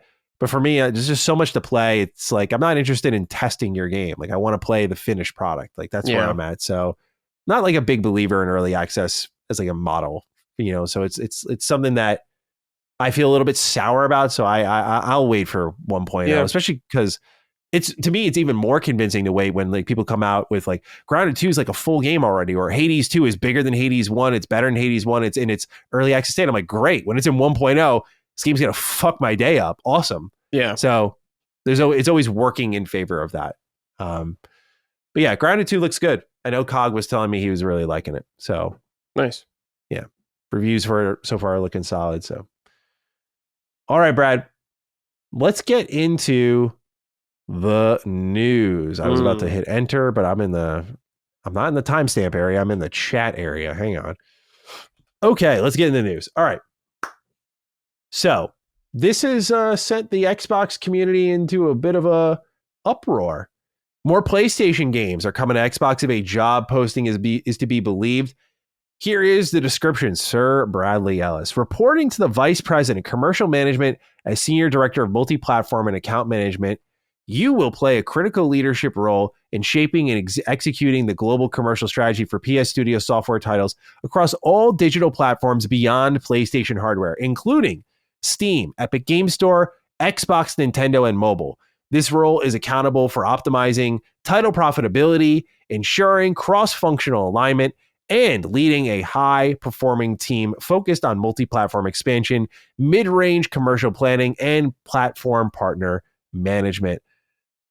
Brad, I'm very curious to get your thoughts on this because separately, we also got an announcement on the other side of the fence. I should say, not announcement, rumor from the other side of the fence came from Game Business saying that Xbox is expected to announce more ports to platforms like Switch 2 and PS5 in the coming weeks, likely Gamescom. Right. So looking at this, Brad, I'm curious to get your thoughts on PS5 games coming over to Xbox because some of the community has ran a little crazy with it. They're like, here comes The Last of Us. Here comes Spider-Man because, indie went multi-plat. So here comes Spider-Man. We have the write-in from Raisin. He says, salutations the Heartbreak Kid, Matt, and Big Daddy Cool Cog. With the recent news that PlayStation is hiring for a senior director of multi-platform and account management, I'd be remiss if I didn't get the Duke's opinion on this. But more importantly, what PlayStation game do you personally want to see come over to Xbox? I'm not talking about what game makes sense. I want to know what game you personally want to see go. Personally, I'd like to see Days Gone go first. That game is so fucking underrated. Days Gone deserves better. If it goes over, you Xbox players better show up and show out. I don't want no Final Fantasy 16 situation. I showed up for Forza Horizon. I'll be showing up for Gears Reloaded and Hellblade 2. I'm putting my money where my mouth is. I hope Xbox gamers do the same. And they followed up with an update. He said if Shinobi 602 is to be believed, perhaps gamers jump the gun with the whole slate mentality. Nevertheless, y'all's insight would be appreciated. So yeah, he said that some people are getting carried away with this job listing because some people were like, again, going, oh, Spider-Man, Days Gone, God of War, Uncharted, God of War. What do you think's coming over? What do you think makes sense here? What's your expectations reading this job listing? What do Xbox fans get to snack on a bit from the PlayStation menu? That is interesting. So I had talked to Colin about this for a long time on Summon Sign because we brought this up.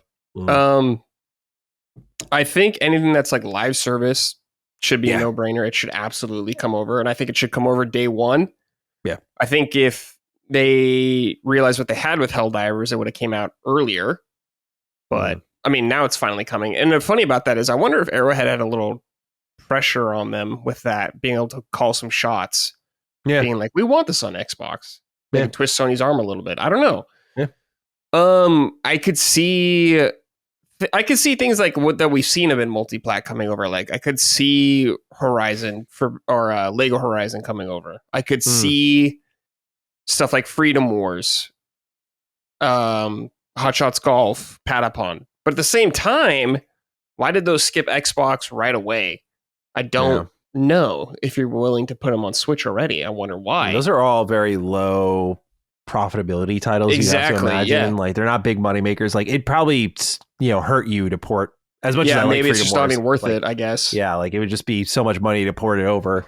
Even, this is not an insult to Xbox fans and like how many games they buy, but just Freedom Wars isn't like a big seller, It's just not. It's crazy that we got a big seller this year, anywhere now, probably anyway. So Spider-Man is one I could see maybe potentially happening at some point, just because the licensing for that is so much money from Marvel. Like we saw that in the leaks before the Insomniac leaks, how much it is. And Sony does not own Spider-Man. It's not their IP. Of course, they have like gaming rights to it or whatever, but it's not theirs to do with. Ultimately, I'm sure Disney has more power than them in this whole regard. So they'll have to deal with that. Days Gone could be interesting because I don't know if they're going to do anything with Days Gone anymore. Now, I mean, Ben canceled, or their game got canceled, whatever they're doing, their live service game. So hopefully, in my opinion, I think Days Gone 2 would be cool.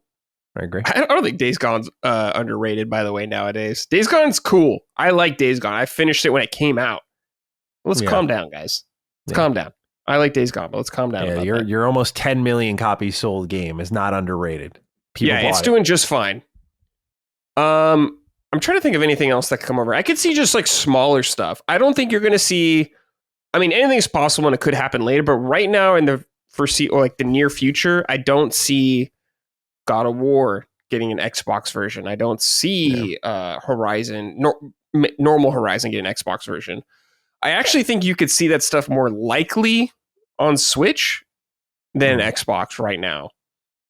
Just because one thing is they might just wait. Like if the next Xbox or whatever does do Steam, like what's the point of doing an Xbox port mostly? True. Because most of them will just buy it on there. They don't need to spend the money to do another version of the game. But I don't know. I'm trying to think of like Sony, like, I could see like Until Dawn going over there or something, maybe. Mm. Just some small stuff. I don't think you're going to see the big tent poles yet. Did they port Knack? Knack? Oh, dude, you guys can have Knack. Yeah, go ahead. Do you give Knack and Knack 2 over to Switch fans? I feel like, that's a little money. That's a little money there. Dude, yeah, you'll make nothing probably from Knack. Yeah. But I never played the second one. Did you play the second one? I played it like at a gaming event, and I was like, nah, I'm good. Yeah, it's so weird that that game a little better from what I remember, but Knack 1 was just boring to me, sadly. Yeah, I wasn't crazy about Knack 1 either. I didn't finish Knack 1. I didn't either, dude. Yeah.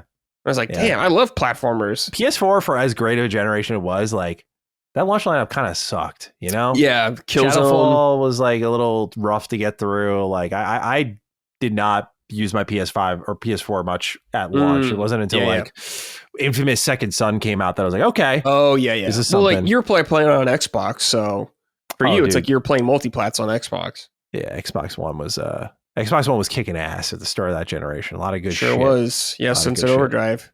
Yeah. Well, Sunset, little Rise, Son of Rome. Got a couple playthroughs into that. Yeah.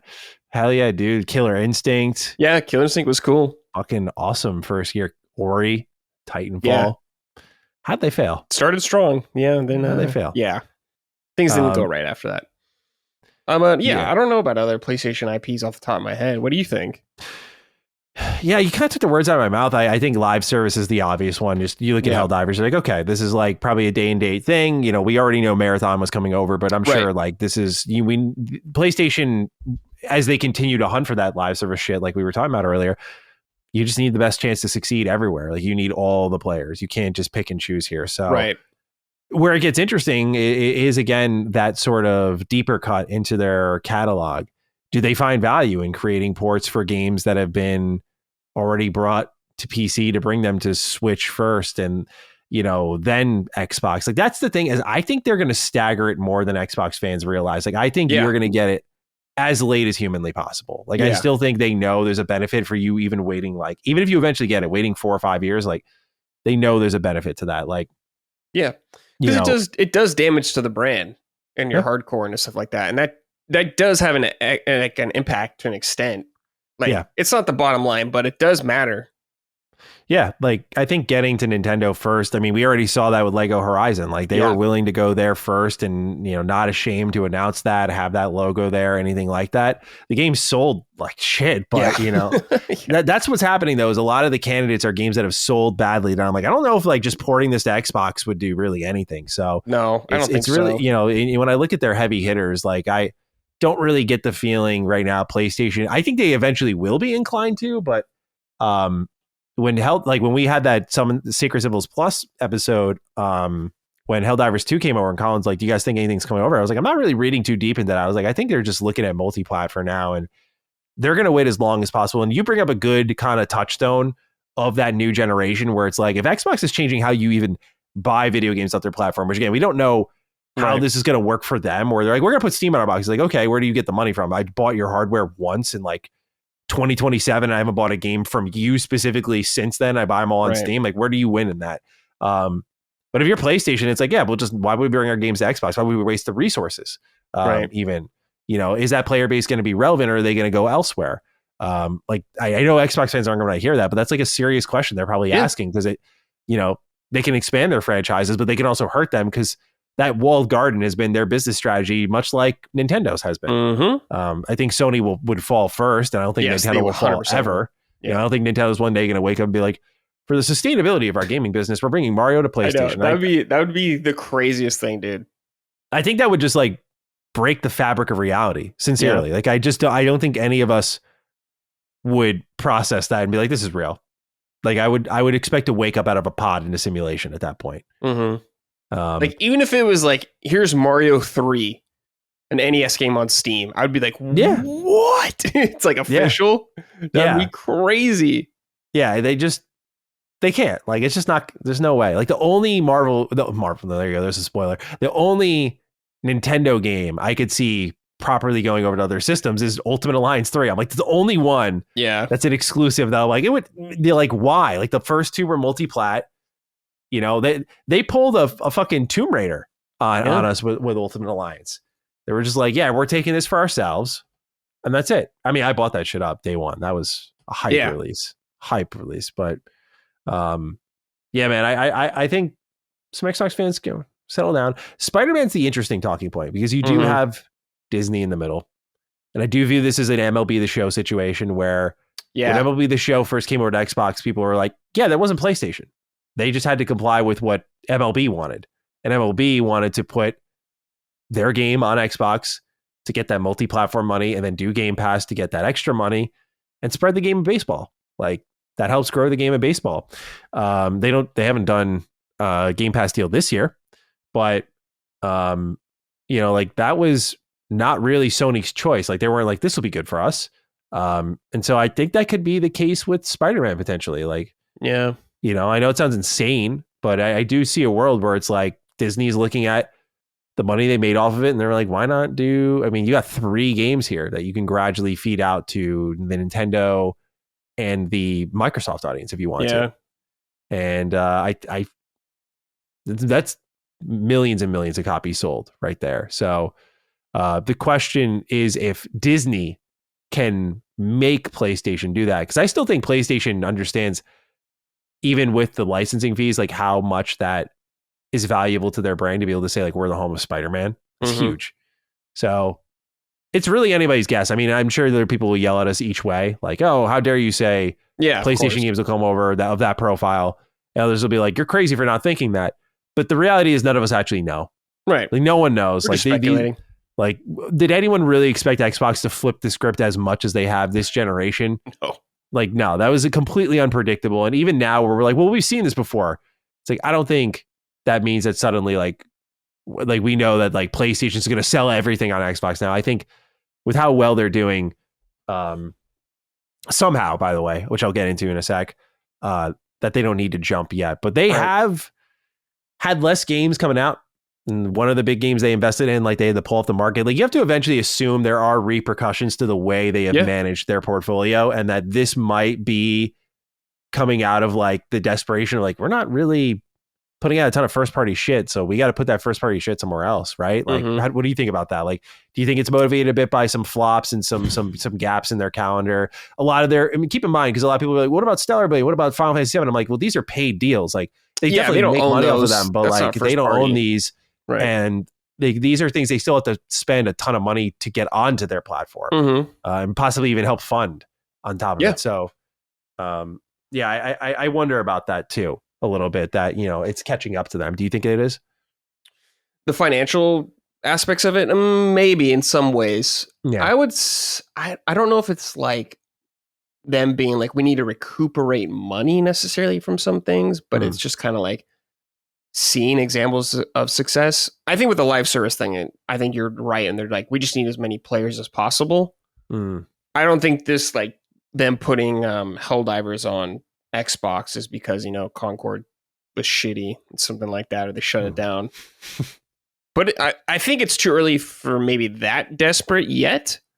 They've made many blunders this generation, PlayStation, in my opinion. But lucky for them, Xbox has made more blunders. So they've been very lucky. They got so lucky. It's crazy how lucky they got. Because if Xbox was on track, they'd just be fucking wiping the floor with them. But they're not. It's gotta be so frustrating to be in that building and just know what could have been. Yeah, it's gotta be heartbreaking, man. Yeah. All right, well, that's what's going on in the world of PlayStation and Xbox. We got one more bit of news, Brad, and then it's time for our Game Pass pick of the week. This one goes to Gamescom. A few weeks now, we'll have Gamescom 2025. Xbox has a significant presence there. They have 2 broadcasts planned for Gamescom, featuring the Xbox Ally handhelds, Grounded 2, Keeper, Black Ops 7, and then the following day, because that first stream is August 20th, the following day, August 21st, Ninja Gaiden 4, Overwatch 2, The Outer Worlds 2, and more. Bethesda will have some streams featuring developer interviews, game showcases, community highlights, and so on. And finally, if you're going to be at the Xbox booth, you'll be interested to hear about some of the playable titles from third-party games. Hollow Knight Silksong, Borderlands 4, that first one, what? That's huge. Hollow Knight Silksong, Borderlands 4, Onimusha Way of the Sword, Metal Gear Solid Delta Snake Eater, EA Sports FC 26, Animo, There are no ghosts at the Grand, Power Wash Simulator 2, Final Fantasy 7 Remake Intergrade, Final Fantasy 16 Invincible Versus, Super Meat Boy 3D, Chronos, The New Dawn, Mistfall, Hunter. And they say there are a couple more surprises being kept under wraps for now. So some announcements that'll also be at their booth. But Brad, what Only do you think Musha's playable? Yeah. Wow. Yeah. Cool. Yeah. Okay. That was getting shown off at Summer Games Fest, right? So Yeah, what I saw wasn't playable. It probably Yeah. was behind closed doors for a few people, but what I saw, maybe it's no. that same one, but it is playable. Okay, cool. Yeah.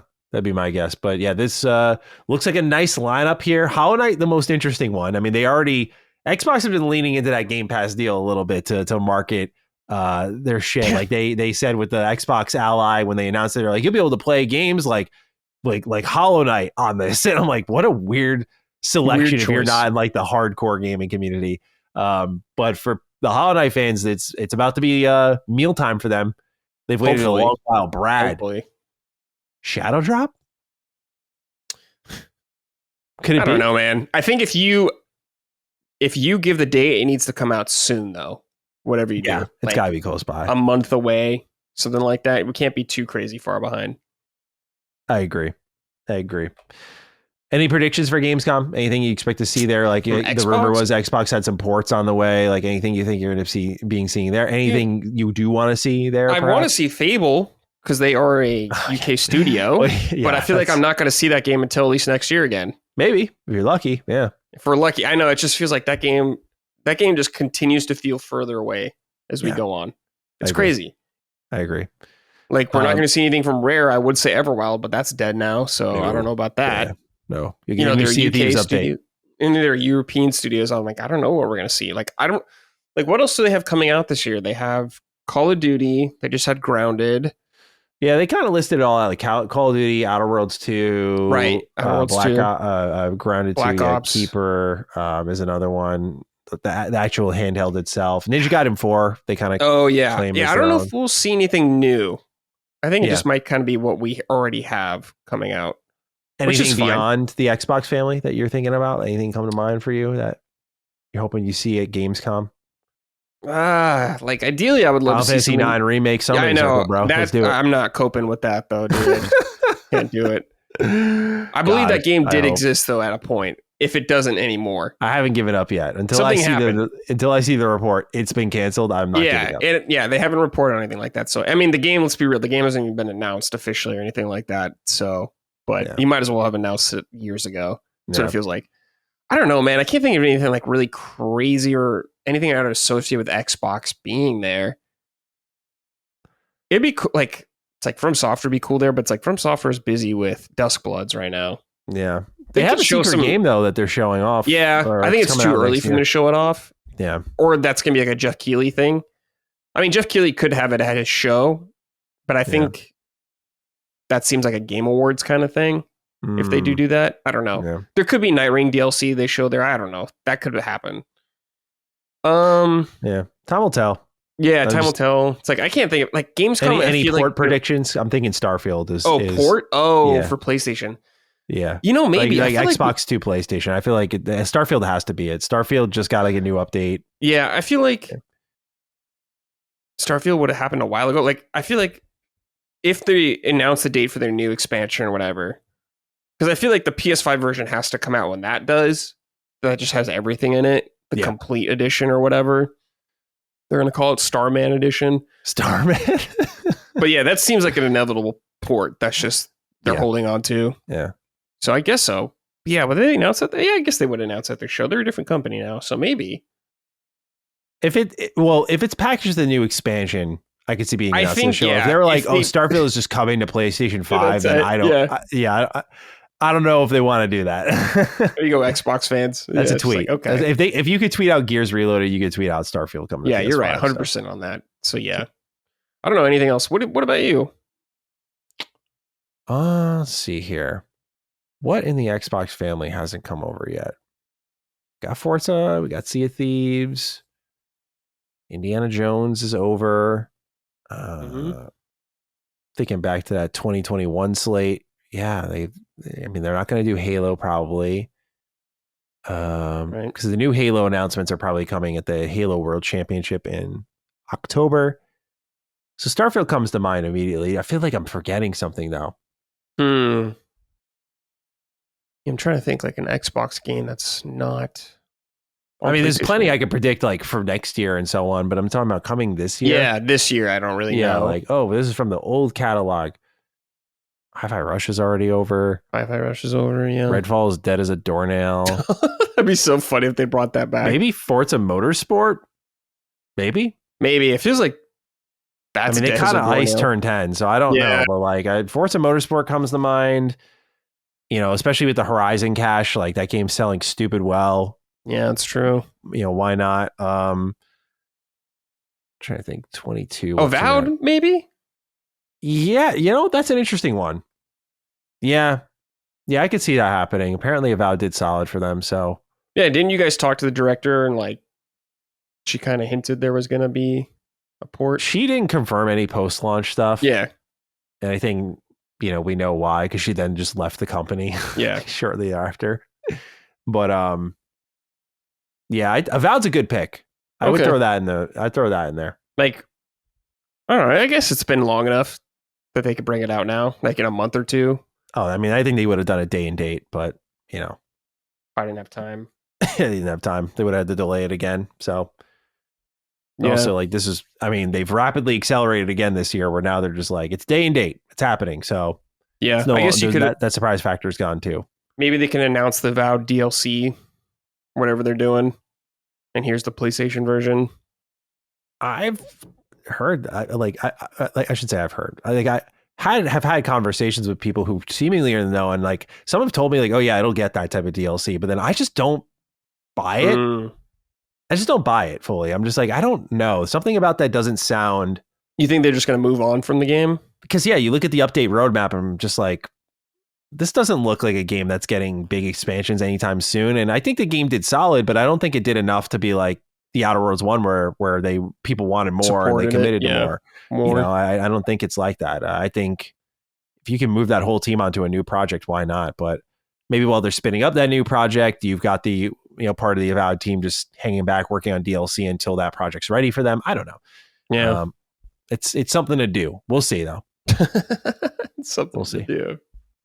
All right. Game Pass pick of the week. Got a selection for y'all. The game that I really was enjoying this week after A-Biotic Factor was kind of like, nah, not really feeling it. I was like, all right, Rematch. Finally. Oh, the slow clap game, right? Slow clap game. Seafood developers, for those who don't know. Soccer game. And I'm really having fun with this one. Cool. It's got a lot of player creativity in that, the way you can like juggle the ball and knock it off the wall. And there's just a lot of like free form movement options and ways to get around your opponents and score. It's a little, what's the word I'm looking for? Not easy. Easy is not the right word, but the game allows you to do so much that I feel like sometimes when you're playing against random kids online, it kind of takes the fun out of the match. Like I just was in the goal and I stopped the ball and I just literally booted it to the other side of the field and it just like curved up and over their goaltender and just went in. I'm just like, I just scored from the other side of the arena. It wasn't even like he was sleeping. Like he just, like I sniped him from so far. So you're capable of so much that it's like, I don't know if this is always a good thing, but some connectivity issues as well. But man, it's like, it just feels so good. I mean, a lot of people will like rainbow flick the ball like over their head and over the goalie and into the net. That's really fun to do. Like when you beat someone on a play, it's a really good feeling game. Like you'll do what's called, I think, like extra effort, where you'll start running as fast as you can. It's like your super sprint meter basically. But when you do that, it's not like FIFA or something where when you're sprinting as fast as you can, you have full control of the ball. Like once you kick it, like you're just running really fast. So you have to like go find the ball. So you have to like really pay attention to your surroundings, your teammates. But I mean, you can do some really cool setups. Like I booted the ball off the wall. My friend like jumped and bicycle kicked it in from the other side. There's a lot of, again, fun player creativity there. I have to say, seeing them kind of in this live service bag where it's like, it's the same looking menus as them all. Like there's your character standing in the middle of like 4 different portals on the screen. And when someone joins, those portals fill up and they got the same tabs on the top. And it's like, customize, season pass, play. I don't know. It's a little weird to see them jump into that direction. Like just the menus alone feel so soulless, is what I describe it as. So it's weird to see them go here, but it's a really great time. It's really fun. The arenas look really cool. Like you'll be playing soccer underwater. You'll be playing in like tropical kingdoms. Like you'll be playing soccer everywhere. And it reminds me a little bit of like FIFA Street. I remember when that came out on the 360, actually. I mean, they have like the older FIFA Street games. But FIFA Street on the 360 was really underrated. They have some cutscenes to open up the game that maybe wish they did a career mode. I think that would have been cool. Like a little single player career mode, but having a good time with it. It's fun. It's fun to like goof off with some friends, do some crazy tricks. When the matches are really close and it gets intense and you're like in goal and the game's kind of on your back and you have to make that big stop and you see someone on the breakaway. That's where the game really shines. Mm-hmm. Those intense moments there, especially when you're playing with friends. So yeah, I've had a good time with the Rematch. I would recommend people checking it out on Game Pass if you are still subscribed to it. All right, Brad. Yep. We're getting on out of here. Oh, okay. That was it. All right, sweet. That was it. That was the show. Yeah, man. Good show. Appreciate you being here, man. Yeah, of course, dude. I was happy to fill in. Absolutely. It wasn't a terrible news week, but we still doomed plenty enough, so that was good. We made up for it. Stayed on brand. Yeah, that was good shit. But yeah, thanks for having me on, man. I appreciate it. Of course. Thank you for being here, ladies and gentlemen. We hope you enjoyed this episode of Defining Duke. Go ahead, check out Summon Sign. Mm-hmm. Get more Brad Ellis over there, or Brad's YouTube channel. Right, Brad? We're posting. Yeah, dude. More. I have 2 videos up right now. One is on Death Stranding 2 or Death Stranding 1. Why I loved it. The second one is on Kingdom Hearts 2. About why it's just fucking so beloved still to this day, even though that game's old as hell now. Yeah. Was that like 20, almost 20 years old, dude? We're getting there. Yeah. Next year it'll be 20 years old. Whew. Yeah, it's crazy. And I'm working on one right now, actually. I'm going to start editing it hopefully tomorrow. So keep it out there. It's Bradley Ellis Games. There you go. YouTube. There you go. All right, ladies and gentlemen, check out my man Brad on YouTube. Otherwise, we'll be back with Lord Cognito next week for episode 240 of Defining Duke and Xbox Podcast. Until then, keep dooming, and we'll see you on next week's episode. Peace out. Defining Duke, an Xbox Podcast, is a product and trademark of Last Stand Media and Collins Last Stand LLC, and is recorded from the United States of America. The show is conceived by Matthew Mr. Matty Plays Schroeder and me, Colin Moriarty, and is written and produced by Matthew Schroeder. Matty's co-host is Barry Lord Cognito Eversley. Defining Duke's executive producer is Dustin Furman. All of Last Stand's theme music is by Ramon Narvaez. As you know, all of Last Stand Media's shows, including Defining Duke, are fan-funded on Patreon at patreon.com/laststandmedia. The following names are at the producer support level on Patreon, and we're thankful for your kindness and generosity.